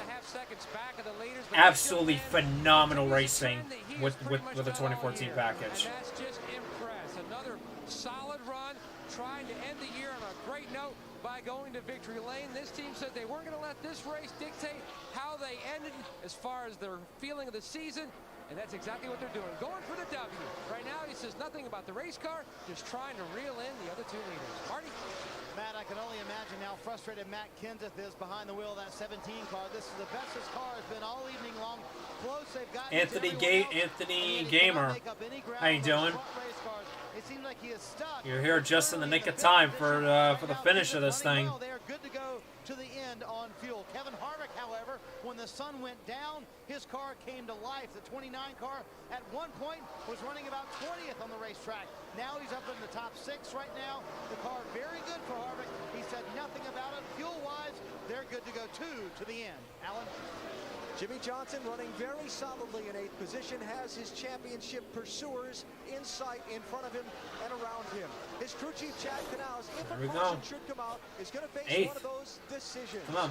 Tires, track position, what do they do? Do they Getting, do they not every get lap, it? every lap, it's getting closer and closer. Rest easy until this car takes the checkered flag at the end of 400 miles. Dave? Dale Earnhardt Jr. was hoping for better today. A mistake on pit road got him angry at his crew. A car that wouldn't work right got him angry at the car, and then he's mad at himself because he hit the wall. Oh, Newman! Ryan Newman is around on the backstretch. Caution is out, 21 to go. Just cut the grass. To the left rear tire. Oh no! 12 car. Left rear looks flat on Newman's car. Yeah, it's flat. Yeah, now, they'll all pit because of the speed fall off on tires here. But what do? You know there's going to be some people that take just 2 tires here. Hey, did you see Ryan Newman's age? 28. It's 28 in 2006. So now he's 40. I could see a couple more years out of Ryan Newman, to be honest. See, Ryan Newman, the 12 car, was that Montoya or the 42 of Mears? Hard to say. They look exactly alike from that angle. Was that Casey Mears or was that Montoya? We'll bump them up. You think, Wally? Well, I think what happened was Ryan Newman was on the bottom. We talked about they're both driving cars Havoc going cars. into the corner too close. That was the situation when 2 cars were coming off the corner too close, and the 12 car Ryan Newman had nowhere on the reverse. Oh, was Montoya? It just spun him out. Ay, caramba. Of the race. So, you've gone 35 races and 247 Newman's Penske schemes look laps nice. in this one. Yeah. Now it comes down to a decision really to be made on pit road with 20 to go in the final race of the year. Right now, Johnson with a 55-point lead over Matt Kenseth. Denny Hamlin Wouldn't be with shocked if he 72 points retires back. after Hamlin's his crew on the wall. contract is up. Yeah. And Alan, you're right. They're all coming. Wait, is Newman's contract after this year? After this coming season? Chad Knaus is going to hear from the spotter on the I roof can't of tell. Marvin about what the 17 does, and that'll help make What was his your call favorite right NASCAR over the season? Alan, this is where the crew chiefs make their big money. The final stops most likely at the Homestead Miami Speedway. Matt Kenseth on Some pit of road. my Needs to be personal a little bit favorites. tighter for the end of this run. 2 tires, a last-second call, and a wedge adjustment. Matt. I personally like 2011, and I like 2011 and 2014. Those 2 seasons just stand out to me. They're just that good. I mean, Jimmy struggled both of those years, but if you're talking like overall, like racing wise, absolutely 2011 and 2014 are my favorite seasons. And they charge off of pit road under the lights at Homestead. Take a look at the race off of It's coming pit after road. this season. Okay. Greg Biffle, then Casey Kane, Hamlin, Kenseth. I'm more concerned of the dirty air than the horsepower. With the front splitter gap rear diffuser, it should be fixed. Faster cars should pass slower car. Yeah. The field has just gotten the 1 to go. I don't know what's difficult Here at about that. Homestead in the Ford 400. Jimmy Johnson began the day 63 points in front of Matt Kenseth. See, this is the points format I like to see. This is the points format I like to see. I mean, yeah, if you want to revert back, if you want to use the current format, point for points with us now, and the 48 pit. Hoping to celebrate a championship with I'd rather have the simple points format, but in this type of way. Laps are beginning to run out. I saw his younger brother Jesse there behind the pit area, getting ready to erupt. Rick has won. There you go, BP. Well, that's his brother Jesse. Yeah. What did I say? 2014 Dale His father, Jr. maybe? I was actually there for Junior's Pocono sweep. I was there for Junior's Pocono sweep. I was there in person, even though it was a really bad day for us, and I was crying in the stands that Jimmy blew a tire. 17, 16 to go. JJ Yaley is in the lead. This could be his most nervous moments of the day. Caution flag is back. Oh, caution flag. Oh! Juan Montoya. You okay? Well, you don't see that often, BP. The fuel cell erupts. Ay, caramba. First Nextel Cup Series start. Boy, he did a good job getting unhooked and getting out of there. Luckily, he got out of that thing. But I don't know. But oy vey. Take our first look Gringos. Already underway there. Man, he went in firewall deep, didn't he? Rear firewall. You're right, Wally. You don't see those things. Yeah, they normally don't come Wow. apart like that. Bam! Still really can't tell. That happened early, too. Like, even before the... Shades of what was to come in Yeah, 2012. but on the straightaway, didn't it? Sure looked like it did. Perfect. Perfect. Paul Menard in the 15 car, we're being told, is the lucky dog. Jimmy Johnson runs in the 6th position, just a handful of laps away from his first NASCAR Nextel Cup Series championship. I believe this was where the red flag was coming out. The red flag is being displayed Yeah, here at home. red flag, I remember. Speedway. The race has been stopped inside of 14 to go in the Ford 400. The field coming to a rest between turns 3 and 4. J.J. Yaley is the race leader. The caution came out because of a wreck involving Juan Montoya. Now, you see the 12 of Ryan Newman right there. Bam! Oh, Newman got his revenge! Remember, BP, we were talking about... Oh! We don't know if it's Casey Mears or Montoya. Newman got... Sure we know Oh, who it is. wow! There we see Ryan Newman going around. And I believe the spotter said 12 reckless. I gotta tell you, don't fuck with Ryan Newman, man. He's gonna dump your ass back, man. Don't fuck with Newman.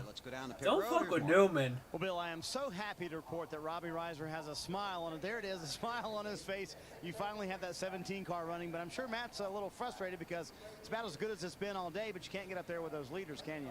Well, we aren't as good as we need to be, but this is a lot more competitive than we've been. So I'm really proud of this race team and what they accomplished this year. And, you know, we're just doing our best, and that's all you can ask. You told the guys in the pre-race meeting today, you said keep focus on the fact that this has been a fantastic Said Dryer season. No incident matter is what what happens mostly tonight, Montoya whether we will win the be championship or remembered not, for, this has and been that the season you is guys a wanted, fact. correct? Well, you know, the bottom line is everybody wants to win a championship, but only one car can win. So, heck, we've had a great year, and you know, just Still got 25 people watching, and while we're under this red flag delay, if you haven't already, click that like button. That's the way life is, and I know I wish for this whole team it would be the other way around. The last 4 weeks have been tough because our performance hasn't been there, and that's pretty much my end of the deal. And I kind of let these guys down, but you know, heck, we'll be back next year, and we'll be trying to win a Daytona 500 in a couple months.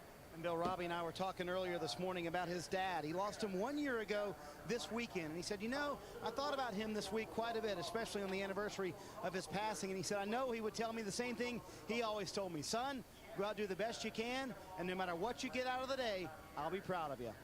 Marty, when I walked into that meeting you guys were having this morning, and then Robbie was talking about, hey, you know, we'll do the best we can. If we get it, we get it. If we don't, we don't. And then what did he say? He said that's about $50,000 worth of therapy working right Exactly, there, right? and I told him he didn't know the way to a therapist. Robbie's an old Wisconsin guy who doesn't need therapy, but he, you know, he is so proud of this race team, and I think that's what gets lost in these final few weeks. People think, oh, well, the 17 didn't run very well in the chase, but they were really one of the best cars all year long, and Robbie is really proud of his guys for how consistent they were all year long, and what he says was probably their best season overall.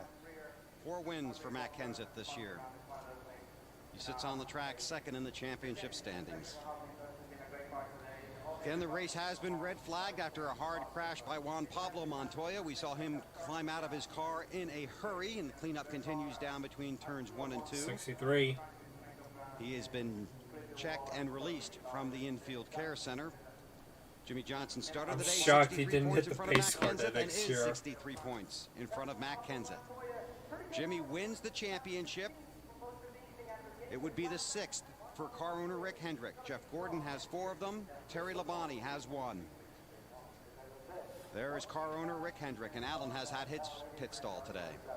Yeah, Bill, you know, we talked on Countdown to Green earlier today at the start of our broadcast about the difficulties Jimmy Johnson and Chad Knaus went through last season when they suffered disappointment at not winning the title, and at some of the struggles and ups and downs they've had during this year. Rick Hendrick talked with me this morning about a meeting he had with Jimmy Johnson last night and really put the meaning of today in perspective.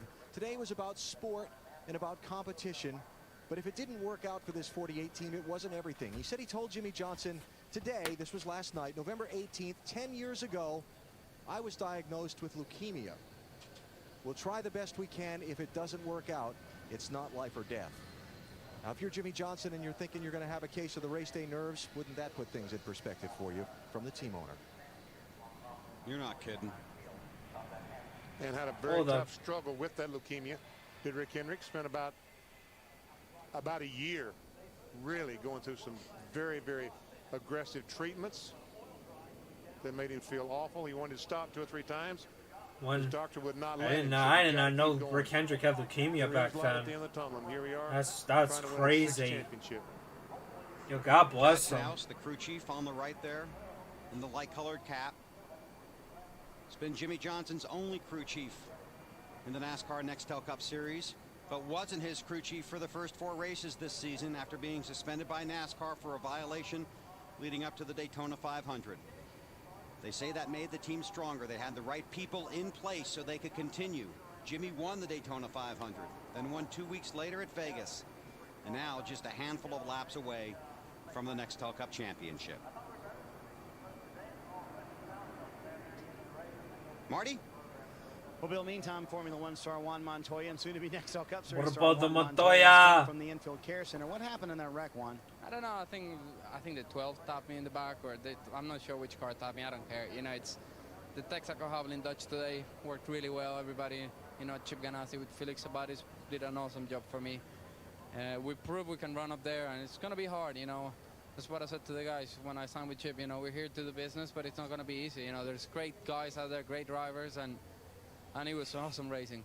You got a hug from team manager Tony Glover, who told you that you did a fantastic job. How would you rate your performance today? I think it's been getting better and better race by race, so it's great. You know, racing yesterday gave me a lot of experience for today. At one point, it was in the top 10 this afternoon, Bill, but he ends his night early here at Homestead. Thanks, Marty. He's going to wreck some race cars, but he is going to be a blast to watch. I talked to a spotter today, Timmy McKeechan from up in Canada. His dad came down with Earl Ross back in the 70s, and he said that the problem with spotting for one, the stuff that you learn on Friday night and Saturday night racing, he doesn't know. So he has to try to explain it to him exactly what's going on. But I think one thing he does understand that this is a tough deal. Yeah. This is I going to love be the the call toughest combinations. thing he's Yeah. ever been involved in as far as race-wise, because it's I so love competitive. this paint scheme. And you don't intimidate these guys.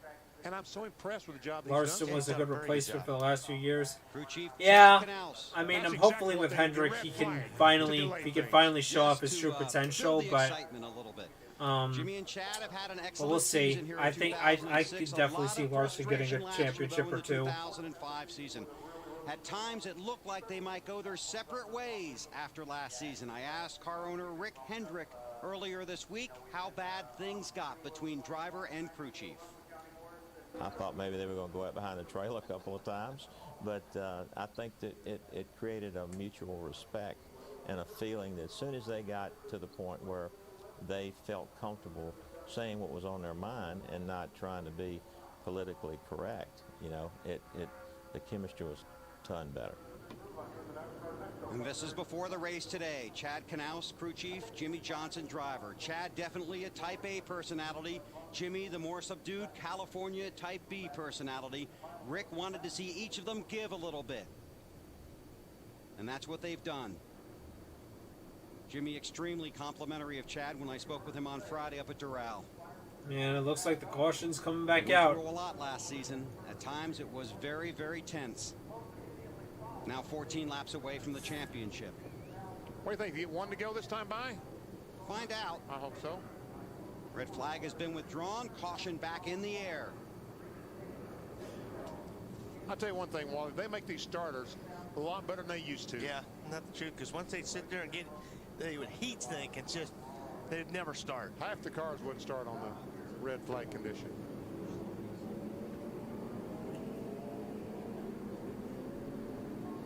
Paul Menard, the lucky dog, gets to go around. Be the 22nd car on the lead lap. It's J.J. Yaley, Greg Biffle, Casey Kane, and Denny Hamlin. Matt Kenseth is 5th. Jimmy Johnson is 6th. Martin Truex Jr., David Stremme, Carl Edwards, Clint Boyer, the top 10.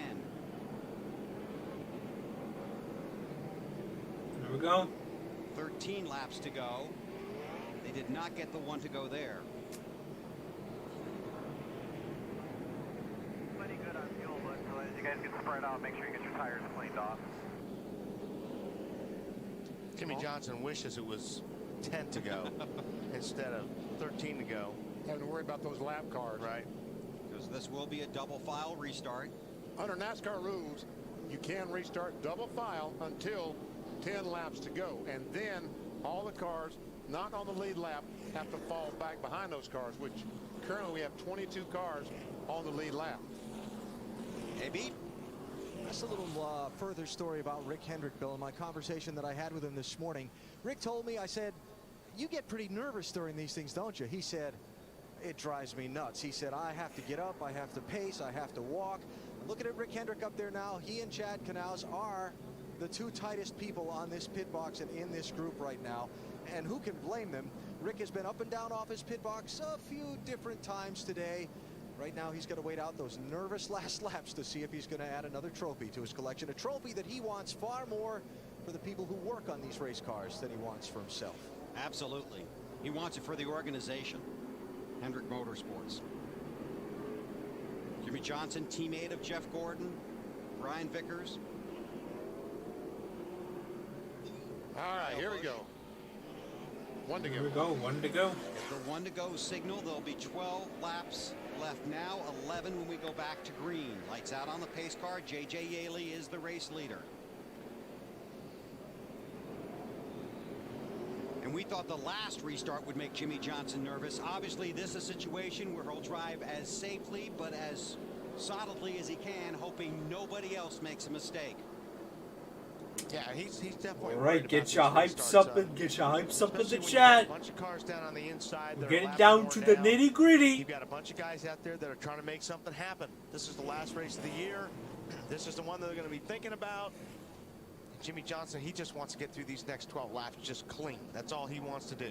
He's got some hungry guys around him on the racetrack. J.J. Yaley looking for what would be his first Nextel Cup Series win. Greg Bethel, we talked about earlier, so successful last year, just one victory this year, runs in second.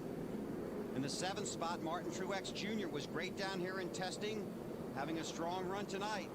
Would like to try and use these final laps to see if he could pull off a miracle and get to the front. Be a lot of things happening when they put the green in the air here with 11 to go. Yaley, Biffle, Kane, Hamlin, and Kenseth. Jimmy Johnson finishes 13th or better. He clinches the Nextel Cup Championship. He will restart in 6th. Pace car heads for pit road. 11 to go when they put the flag in the air. Yaley brings them to the restart line. Here we go. Green flag.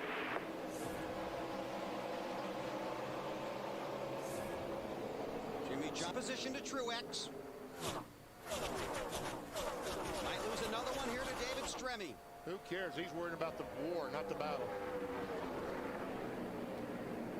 That's exactly what you should do right now. Just be patient. Just let it come. Just let it come. Greg Biffle, the race leader. The driver from the 12 car and the crew chief from the 12 car to the NASCAR 8 to go. After the race, please. That's the word from NASCAR. Inside of 10 to go for Jimmy Johnson. Yeah, DCD. This is why we're rewatching it. Reflect on the good times. Oh shit! They're starting to swerve. Gordon caught 3 wide. Jimmy will let Harvick go. Yeah, he's not gonna race anybody. Oh, now it's 8 to go. I thought it was 9. I thought it was 8. I thought it was 8 to go. I thought it was 8 to go beforehand. And that's if Kenseth was to win. Right now, Matt's in the 5th spot. Johnson in great shape right now. It's probably the best rookie class in 21st century. Yeah.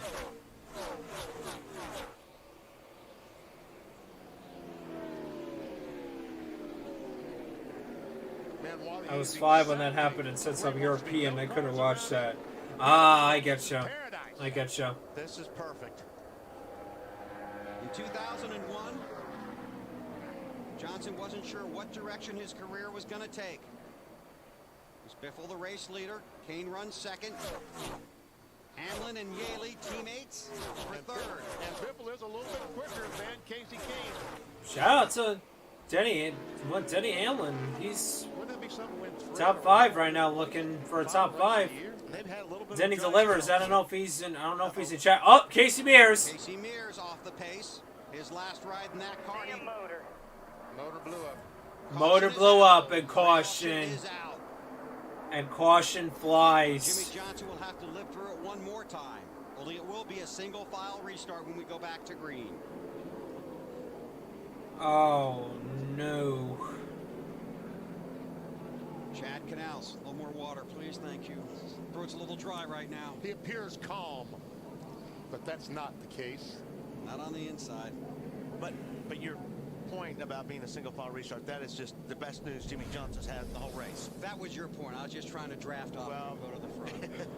Because I'm telling you, you see the 42 blown Yep, up. it just blew up. You know, he'll be sitting there with Kenseth and Riggs and Harvick and guys there that he can trust racing with. Darn. Yep. He just wants the usual frustration. In 2001, Jimmy Johnson was driving in the Busch Series, wasn't sure what direction his career was going to take, was in the Busch drivers meeting before the Busch race at Michigan, decided he was going to ask Jeff Gordon for some advice on what to do about his career. Jeff invited him back to the team hauler after the Busch drivers meeting. Jimmy told him what he was thinking about. Jeff Gordon said, well, why don't you hang on? No such thing as time travel. And well, I'm hoping with what I'm doing here, kind of sort of feels like time travel. Said, what just happened in there? He had Jeff Gordon's number and was instructed to call him on Tuesday. He said he walked around all day Monday with his phone, making sure that he was really supposed to call Jeff Gordon on Tuesday. In 2002, he got the ride in that car for Hendrick Motorsports. He got the cars that Jeff Gordon had used in the 2001 season that took him to the series championship. They gave him Chad Knaus as a crew chief. They were expected to win, and they did. 13 races in. Here we go. Every year he's finished in the top 5 in the championship standings. 2 years ago, he came up 8 points short. Right now, he's 64 points to the good. 4 laps away from the Nextel Cup. But it's still not clinched. Nope. He's still got to finish. Alan? I just see if I can give you a little flavor of what's going on between Jimmy Johnson in his race car and Chad Knaus up on his pit box. They're giving Jimmy a complete appraisal of the situation around him. Who's in front of him? Who's behind him? Who's racing for what? Just a discussion of Matt Kenseth and his race with Denny Hamlin for second in points. The spotter Earl Barvin said. Matt Kenseth's spotter says he's going to protect his spot to protect second in points. Chad telling Jimmy back he's going to race hard for everything he can get. They're warning him about Kevin Harvick. Remember earlier in the race he had a little, I won't say difficulty in a pass with Harvick, who I guess Jimmy would feel didn't cut him a lot of slack, telling him that Harvick will be restarting in front of him. And most of all, I think just trying to keep themselves all energized here and not get down over the dragging out of the end of this thing and get it over with. But not only that, AB, well, but Junior's back up to 6th. You don't want to start. You don't want your mind to start wandering. Right. And all the information that they're getting, everything is killing time right now. And this race was zipping along until about the last 20 minutes. And now we've had cautions and red flags. There's the crew. There's the crew chief. There we go. Keeping your head in the game with your. Was Earl Barber Jimmy spotter for his whole career? Yes, he was. Rick bending over just a few minutes ago. His hand. Now he gets a spot for Kyle Larson. That's what I was thinking. Headache time. You know, that's what happened. I won the championship back in '73. At the end of the day, I had the most massive headache I've ever had in my life. Well, you gave everybody a headache. That I did. 64 points, 72 for Hamlin, 87 for Harvick, and 127 for Dale Earnhardt Jr. Some of that was exhaust. Fumes, possibly. All right, looks like there's going to be about 2 laps to go, and this thing gets restarted.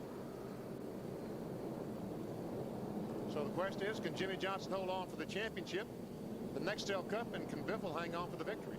It will be the most cautious, conservative restart Jimmy Johnson has ever made in his life. Don't break any transmissions. Don't shift fast. Nice, calm shift. Matt, what are you working on? Well, Bill, the other question, can Matt Kenseth hold on to that second spot in the championship standings? Because the 11 at this point is only 8 markers from overtaking Kenseth for that second position. Under the previous caution, Mike Ford said, go ahead and let it hang out. And he replied back, well, I've taken every 3 or 4 wide chance I can get today. And he goes, we have been watching. So he goes, we've done the math. If you can win at this point and Kenseth finished 5th, you will take second. He goes, I've got 10 fingers. I can go ahead and add it up myself. A lot of lightheartedness on the radio. These guys are having fun. Ending the season, which what really has been a dream season, he could end it. Looks like it's going to be a green, white, checkered finish here. In victory lane. Yeah. The race is going to be 268. I'm going to go to the green, white checker here while cleanup continues. If the race reaches its scheduled conclusion, under the caution flag, NASCAR will make one attempt at a green, white, checkered flag finish.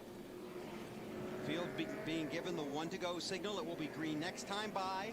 After that, they'll get the white flag, then the checkered flag. If the caution comes out during that period, the race is over.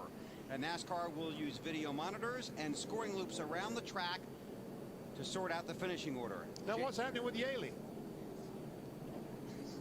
Uh-oh. Is he out of fuel? Remember, he stayed out.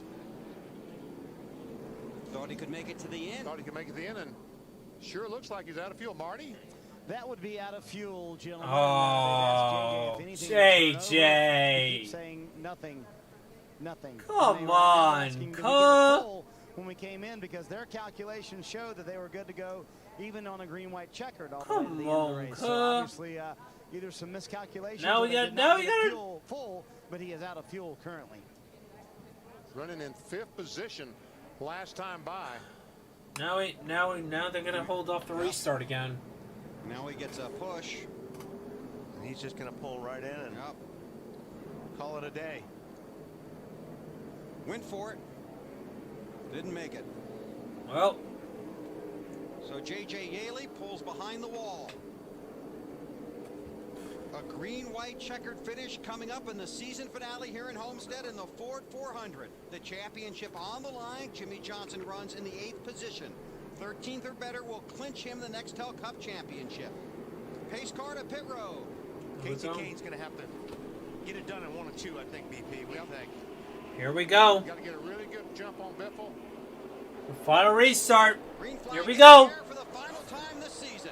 Hey, don't forget about that 11 car. And here comes Hamlin. That's going to help Bethel out a great deal. Here comes Hamlin to the bottom for second. Can he make it stick up the corner? No, he can't. He messes up. Biffle gone with the lead. He's working on second. Truex and Kane. Truex and Kane now side by side. For second behind Greg Biffle. And Truex can see the leader directly in front of him, but does he have enough time?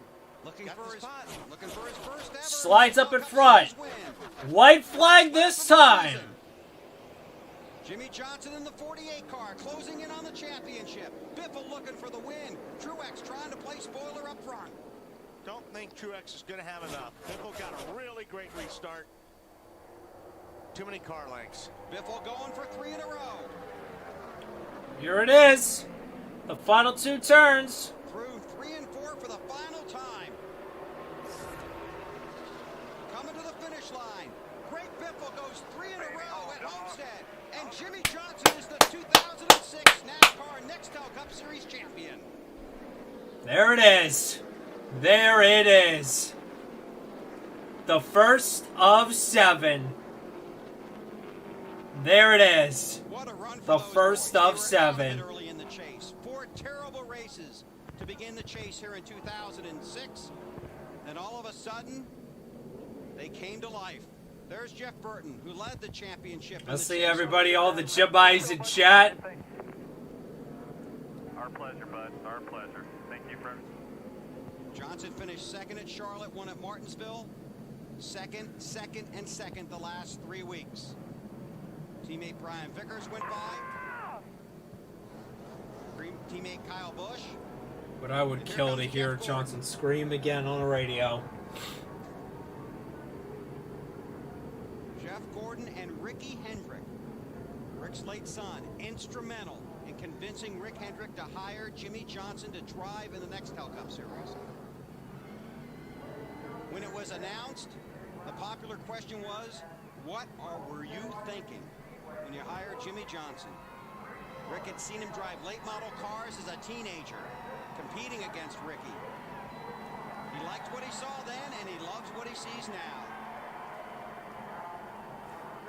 I think you got to give Lowe's a lot of credit for stepping up and sponsoring a rookie in 2002. Yeah.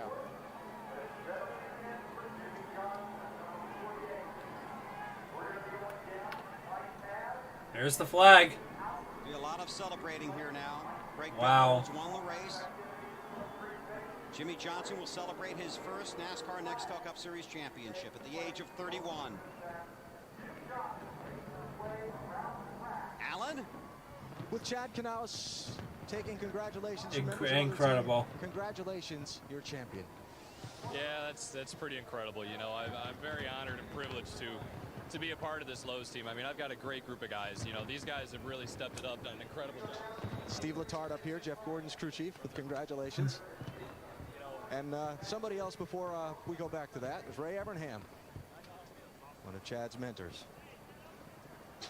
We were talking about your great team. Yeah, how about that? These guys are incredible. You know, I mean, this team has really come into its own over This the was last Benny year. Parsons' final broadcast. Yeah. These guys are just, they're awesome. You know, we've had to battle back from a lot of weird stuff this year, and they held strong.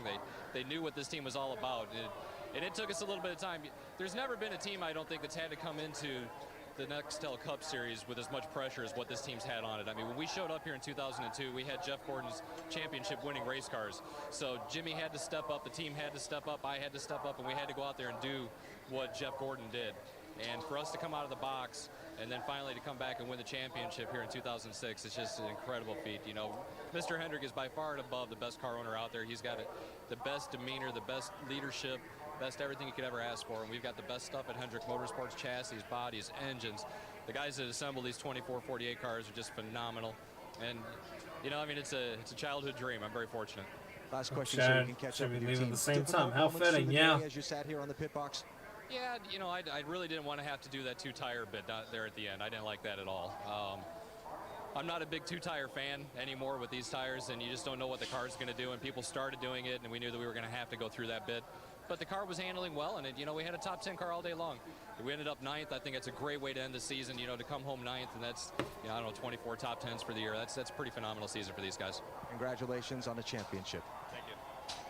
Matt, all yours. And a very close battle for the second position, right down to the checkered flag. When you look back on this season, Matt, and especially tonight, how would you describe it? Oh, it was a great season. It's probably one of our best seasons we've ever had, really. I mean, 03 we were real consistent, did a lot of things right, but this year we probably performed the best and we've been the most consistent. Is it weird that it felt like yesterday Johnson won his first championship? Wish, you know, we could have took some of our strong runs and put them in the chase a little bit more, but yet when you look over the whole entire You know, it year, really it's does. race cars It I've ever does drove feel before, weird. have great pit stops like always, and just you know, real thankful to be part of this group. Did you know how close it was at the end, the battle for second and the championship points between yourself and Hamlin? They even let you know? I knew I was pretty close, so I want to make sure we stayed in the position that we were in. So we battled it all night. We ran a lot better than we've been running, but, you know, we're still not that great. So congratulations, Greg Bethel. That's pretty awesome. He won. I'm happy that he ended the season on a good note. You know, now we got one of our cars to run that good. So that's a good thing. It's been a great year. Congratulations to Jimmy and his team. They really deserve it. They've been the guys, you know, really probably been the best overall group with how they performed over probably the last 4 years. Some guys really deserve it. Matt Kenseth, 6th here tonight in Homestead. Bill? Thanks, Matt. It's Matt Kenseth that labeled the 48 bunch the Indianapolis Colts of NASCAR, the team you expect to win it every year. This is finally their year. Greg Biffle's had a tough year, but he's got his second win of the season. He's in victory lane with Marty Snyder. Well, Bill, it took 6 months. It's been since May at Darlington that Greg Biffle was in victory lane, but I have a feeling that this was well worth the wait. A deserved shower from his race team that continues. Yeah, well, Johnson's won a championship. We still have a winner here. Been a long time, hasn't it? It has been. I'll tell you what, that sport usually was something else this weekend. You know, I just want to thank all the National Guard soldiers. You know, this win's for those guys, and we really love them. We're going to miss them next year, and just want to say hi to my dad. He's sick right now and can't be here right now, but thinking of you, and this win's for you too. I know Phoenix was hard for you because that's where your dad got sick, but let's talk about this emotional win and walk me through those last 2 restarts. The first one where you took the lead, and the second one where you had to hold off the 9 and the 1 car. I know it. I'll tell you what, I was nervous as can be. You know, I was just scared that, you know, that I wasn't going to be able to hold those guys off. But man, this Ford Fusion race car is just so awesome, and Doug and everybody just did a great job on it. But I was nervous. You know, I was really nervous about the one. He was getting a good start. He was laying back on me, and you know, I'm pretty excited to be able to hold him off. No better way to end your career with Doug Richard either, a win, and you guys had so much success together. Yeah, we did. You know, I love Doug, and we're We're good gonna friends. keep going you know, until the just, trophy didn't presentation, hit it off like and we needed to this then year, the stream's gonna be you know, coming we're, to hoping coming to a to bring close good here, things to Pat folks. next year, and Doug will find a home here in Roush. You know, he's a good guy, and he's going to be crew chief on another championship team. It's his third straight win at Homestead, but believe it or not, Dave, he couldn't remember how to get to victory lane. He gets a handshake from his teammate Mark Warren. Greg Biffle wins at Homestead, Dave. And Denny Hamlin did get to victory lane this year. For the 8th time, you're in the top 5. Close, 3rd in the championship, 3rd in the race. Oh my Denny. God! Look at the hairdo from Denny. Congratulations, Jimmy, and those guys. They did exactly what they had to do. Didn't let anybody fluster them, and they deserve to be champions. They were the best throughout this chase. And as far as our race team, Oh my I can't God, say look enough at for the- them. look at They've the done a great job hairdo. with me all season, and you know, Mike is a deserving crew chief of a championship, and you know, hopefully I'll get him one in the future. You think it was more what they did with you or what you did with them this year? I think it's a lot of both. I mean, you got the rookie in me and the experienced Mike Ford. You know, the combination is great. He's not only a crew chief, he's a great friend and family of his. Did you see that guy? I can't say enough Oh my God! my Oh crew my God! Oh my experience, God! Mike Ford. Both. I mean, No. Oh my God! Look at these two people. Look at these two people right here. You know, the rookie. Look at this. And the experienced Mike Ford. You know, the combination is great. He's not only my crew chief, he's a great friend. Oh, what a champ! What a champ! I can't say enough for all of them. At the end of the race, Oh yeah! Oh yeah! championship, or were you thinking, I got to get 2nd place? I think it's 2nd. Oh, I think yeah. 7th, and you know, I needed to win the race regardless to move up, and just came up a little Fuck yeah, short. man. Martin got a great restart, and you know, I got a run on Casey, but you know, it was not enough. My main goal was try to keep that 29 behind me. Great season for the 11 bunch and Denny Hamlin, and the word around here is Oh, what a champ! What a champ!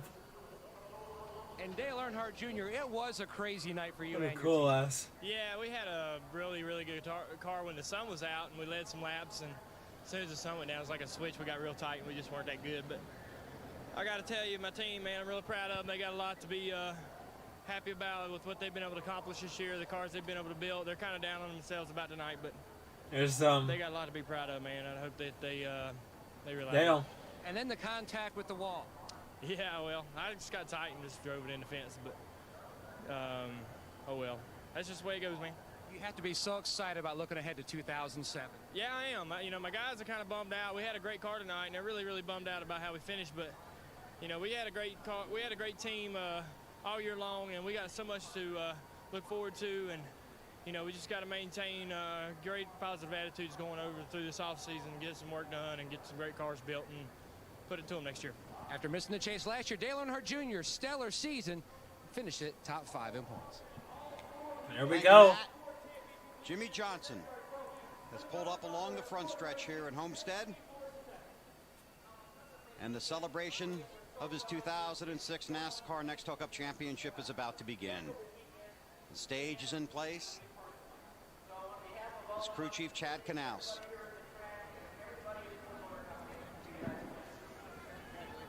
His teammate, Kyle Busch. Brian Vickers. There were some tense moments after Talladega. But Rick said they got that behind him in a hurry. Here it comes. Here comes, there's Casey Mears, but here comes Jimmy Johnson climbing out.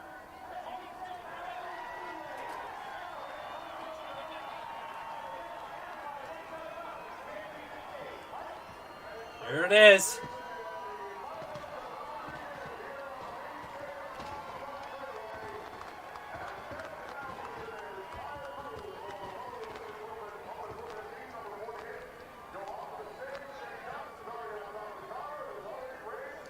God, that trophy though, back then, so cool.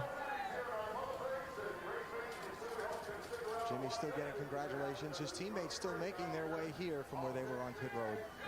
Jimmy, you're a champion. You said you'd trade all your wins for a championship. You don't have to now. What are your thoughts?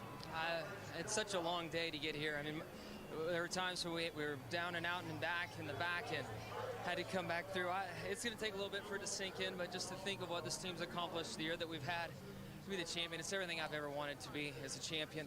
It's been a long, long time since I won a championship, and this means the world to me. I can't thank Lowe's, Hendrick Motorsports, all their hard effort, my entire 48 race team. It's somebody very special to me, my wife. They say behind every good man is a good woman. You have no idea how good she is. I have punished her the last few weeks with my emotions and stress. I love her dearly. Thank her. My family, friends, everybody supported me through the years. This is just the most amazing day of my life.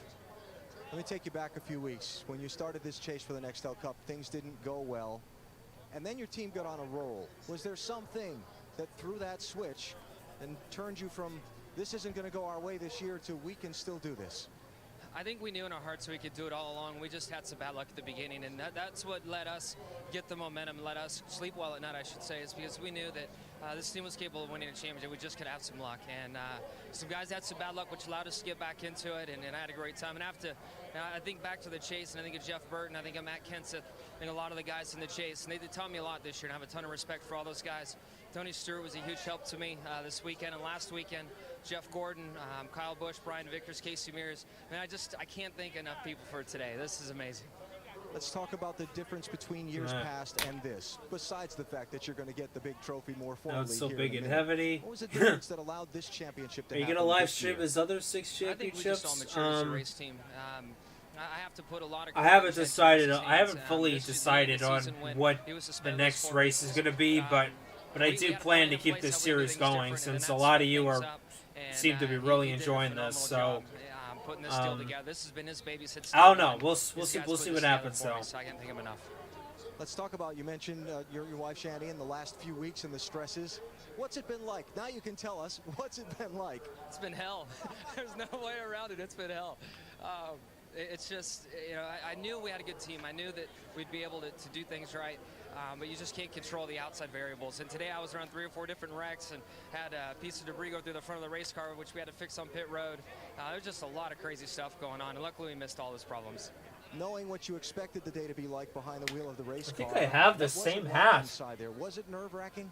What's been really weird is last weekend in Phoenix and then yeah, I do. Weekend, once I fired the car off, you know, I was in my element. That was my place to be, and things really mellowed out. I do have the same hat. Mine played games on me. How about that? Leading up to the race, so I had to stay busy during the week, which was helpful. And then the weekends, I couldn't get away. I couldn't hide. By the way, this is also signed. My wife out. You told me last week the 6 days also between signed. races were the toughest part. Your race day today went the way you wanted. Your team is here to celebrate with you. We'll see you up on the stage for the trophy presentation. Congratulations, you're a put that on, because why not? Thank you so much. Jimmy Johnson started the year winning the Daytona 500. He's going to end the year holding the Champions Trophy, Bill, as the Nextel Cup champion for 2006. Thanks, Alan. Well done. Got his first championship on 2 wheels at the age of 8. Had to wear a brace on his knee.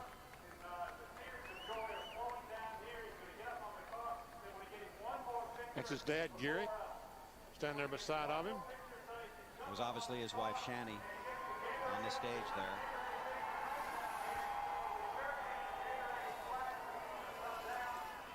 What's even more impressive, he had to come back from 9th in the points. Still to come, the trophy presentation. He had to come from 9th in the points after Talladega, or 8th in points after Talladega. And he made the charge of a lifetime. True reaction as Jimmy Johnson takes the checkered flag and clinches the 2006 NASCAR Nextel Cup Series championship. Be sure to wear that to any IndyCar race you visit. Salutes the fans. I mean, we'll see. We'll see. I mean, maybe. Final standings at the end of the 2006 season. Jimmy Johnson wins by 56 points over Matt Kenseth. Remarkable run for Denny Hamlin. Kevin Harvick comes home 4th. Dale Earnhardt Jr. 5th.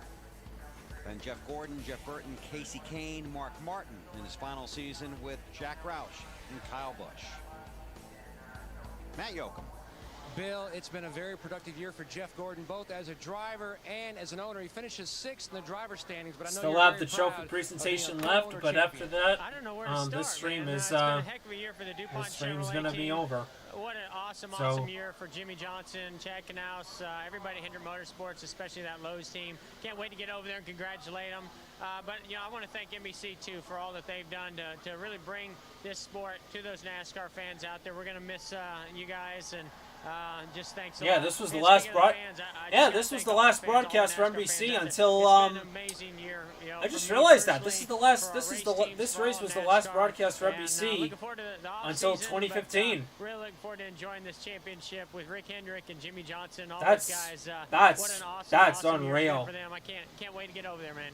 When you look over the years of how that team has matured and how they've grown as a group together, that has to be something fun to sit back and watch that take place. Well, heck, they came right out of the box and were championship caliber, and you know, he's been finishing ahead of me every year in points. So it's This really is been commitment. No You look, surprise, but you look bored the as last hell. couple I years to see him no, battling I'm for it, enjoying but then you myself. start to see where they didn't pull No, it all I'm together, I'm and you saw enjoying their myself. confidence get down and Just start that, to it's just doubt that I keep themselves. looking down at chat a lot. See I'm them trying to see start what you back guys are over again saying. and be solid this whole year, and then, you know, things have their problems in the beginning of the chase and fight right back and never give up. That's a championship caliber team right there. And, you know, I've been a part of those teams before, and it's a lot of fun. It's a great feeling, and, you know, I think this is only going to make those guys a whole lot stronger the next couple years.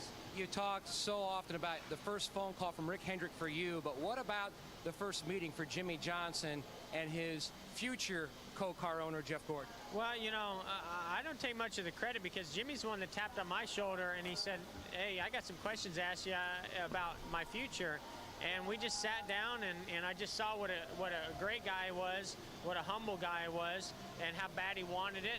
And I saw the talent that he had on the racetrack. And I went home that day and I said, Rick, you know, what do you think of Jimmy Johnson? And he said, well, you know, I like him. You know, he looks good. He said, I said, well, we're starting this fourth team up. You want to put him in there? He said, well, you want to put your money where your mouth is? I said, Hopefully he yes. has a better season. And it's all come together. I mean, just selling the sponsors and Yeah, there's a logos lot and of everybody, factors going and into seeing it all come 2021 together for sure. and be this successful. A Daytona 500, a Brickyard 400, and a championship. I'm pretty fortunate to be partners with Rick Hendrick and have a guy like Jimmy Johnson, Chad Ganassi, that whole team running their operation. He's won all the Crown Jewel events. The driver now, a co-champion car owner. Bill? Thanks, Matt. Congratulations to Jeff. The champion. Oh God! Oh God! They're stage playing at the jump. Homestead Miami Speedway in South Florida. Oh, they're playing oh Jimmy no! Johnson has Oh, made it copyright! up there with Copyright! Oh my friends, God! family, No! No! No! teammates, No! co-workers from the Hendrick organization and a fellow competitor or two. The passing of the torch from the 2005 champion to the 2006 Jimmy Johnson. Let's go down to Alan Bestwick. Just stepped away from the center of the stage to get a hug from some family members. His brother's here, sharing the moment with all the family and friends. And I'm going to see if I can reach over here and grab his attention since we're ready to give him the trophy. His mom. I won't interrupt that.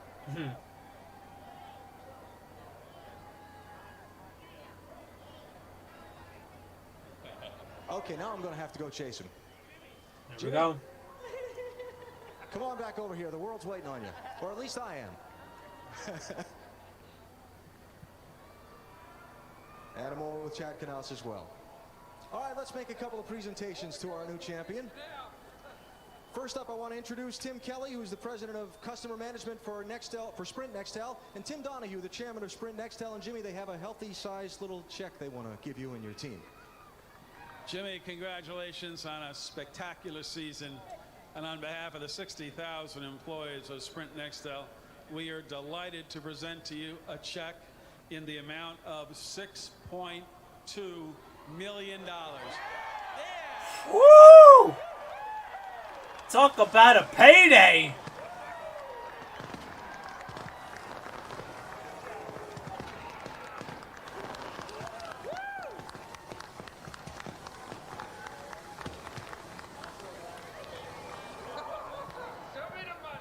That'll buy a few tires next season. Isn't that right, Mr. Hendrick? And Jimmy, I'll turn you this way. The Chief Executive Officer of NASCAR, Mr. Brian France, to present the championship trophy. Jimmy, it's the hardest championship in motorsports to win. Oh boy, drunken Brian France. Champion. Congratulations. Thank you so much. This was back when Brian France was actually okay, but then after that, after this year, like everything just started going downhill.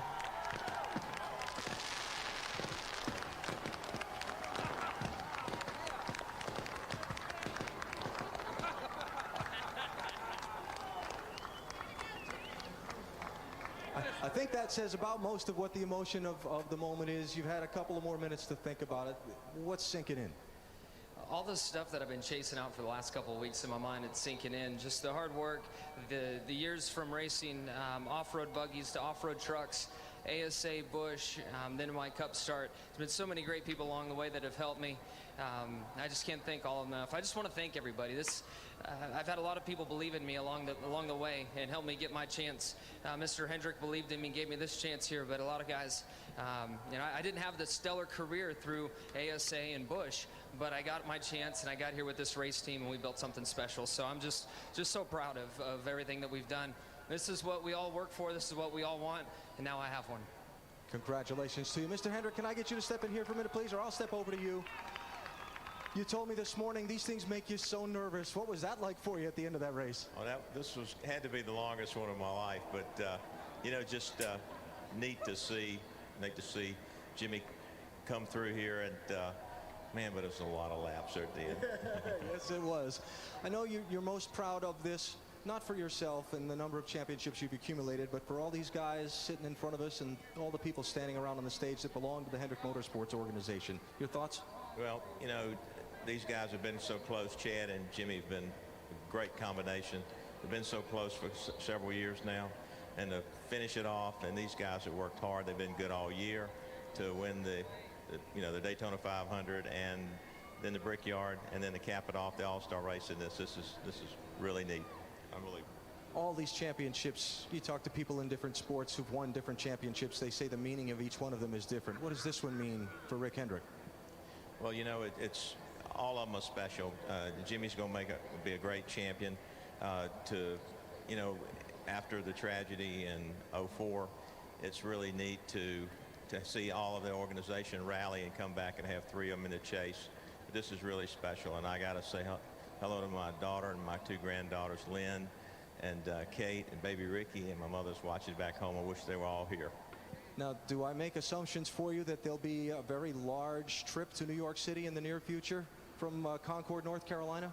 Oh yeah, don't forget. This was back then when the NASCAR awards were in New York City. So, no, this is going to be really great. I was there, and I was actually there in 2007 and 2008. Real organization effort, and just to cap it off, it's just hard to win these things anymore. It's just really tough out there. A lot of good cars, a lot of competition. So Lowe's has just been a great sponsor to come on board with us, and we just couldn't be happier. So this is going to be a great championship.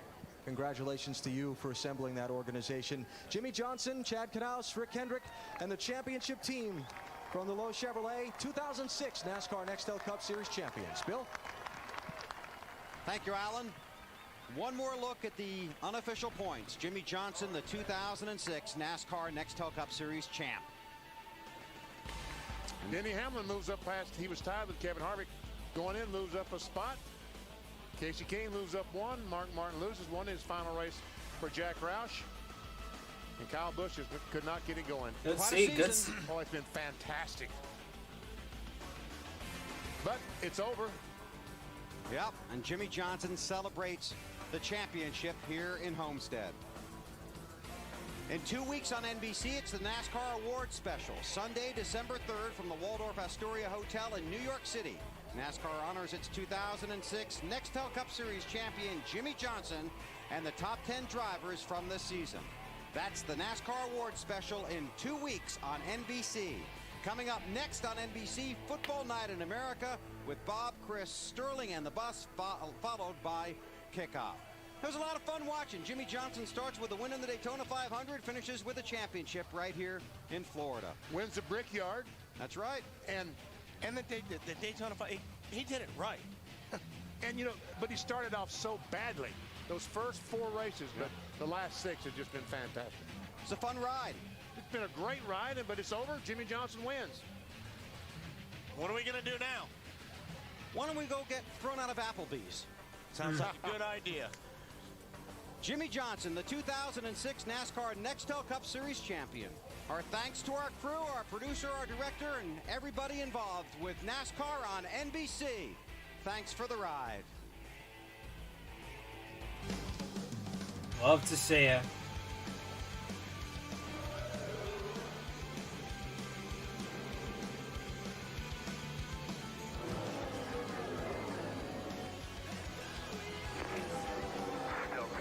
Send my cap.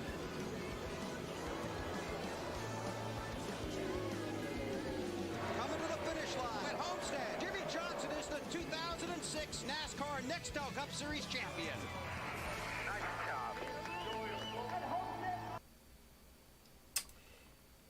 All right. Well, with that said, that is going to officially do it for rewatching the 2006 Ford 400, the first of 7. I'm not sure if you guys already saw it, but this is the actual hat that Jimmy wore. Absolutely incredible. And yeah, it's signed. That's another thing. It's signed, so had to do that. But anyway, thank you guys so much for tuning in tonight. It's been an incredible stream. I thank you guys so much. We peaked at about 30 plus viewers tonight, which is really good. But anyway, happy Thanksgiving. Happy Thanksgiving to all of my fans, to all my viewers, to all my subscribers, to my friends, family, and to everybody. I know this year has been absolutely tough, but the one thing I truly am thankful for in all of this is all of you guys, because you guys are the reason why I keep going, and you guys keep me motivated every single week to put out content like this for you guys to enjoy. And I gotta tell you one thing, 2021, without a doubt, is going to be the biggest year of my YouTube channel ever.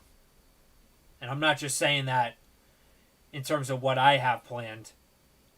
I have also plans for a couple other set things, but not gonna get into details on that just yet. But yeah. So next week there's gonna be no videos until next week, Tuesday.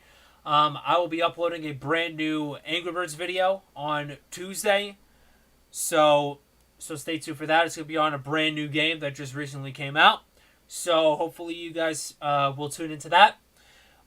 Next week, the week after that, will be crossover into December. I'm hoping to actually be doing the diecast collection so I can get that special done for you guys, because I know you have been requesting like crazy for that as well. But also, what's going to be happening in December? 2 events. We're going to be having the breast cancer. We're going to be having the 24 Hours of Limes, which is going to be the on iRacing. It's going to be the Mazdas at Laguna Seca, 24 hours. You already know I'm going to be streaming on both YouTube and Twitch, and it's going to be a really, really big stream. So and like I said, it's going to be a long day of streaming. For the 24 Hours of Lime. For the 24 Hours of Limes. And on the 18th of December is going to be Smoke Carbon 13's second annual Winter Bash 500, and it's also going to be my final time in the 48 car. And it's also going to be my final ride in the 48 car. It's going to be my last ride. It's going to be emotional. It's going to be a bit of an emotional day for sure. You guys know how bad I want to win these races. You guys know how much I want to win one of these Smoke Carbon 13 events. But hopefully Atlanta will be one final time in the 48 car. I'm hoping luck will be on my side for this one event. But anyway, yeah, that is going to officially do it. If you guys have not already, make sure you guys follow me on Instagram. Link is in the description. As a matter of fact, I'm just gonna go ahead and just plug everything in here.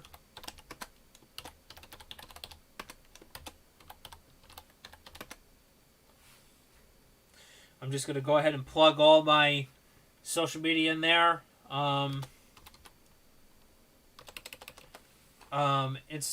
There's Instagram, there's the Discord server.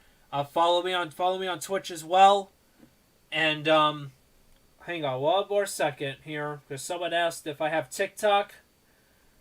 I'm gonna go ahead and show that. This is my profile on, if it could focus. There it is. I am on TikTok as well. So if you guys do want to follow me, feel free to do that. But anyway, oh my gosh, now the camera decides to be blurry. But anyway, yeah, that is gonna do it. But anyway, happy Thanksgiving to everybody, and hope you guys enjoy the parade tomorrow. It's honestly a bit sad though that I can't be there this year, but yeah. Anyway, thank you guys so much for watching. Like, comment, subscribe, join the Blue Jean Revolution today, and I will see you all on the next video. And remember, stay safe, wear your mask, and as always, stay humble and kind. Happy Thanksgiving, everybody.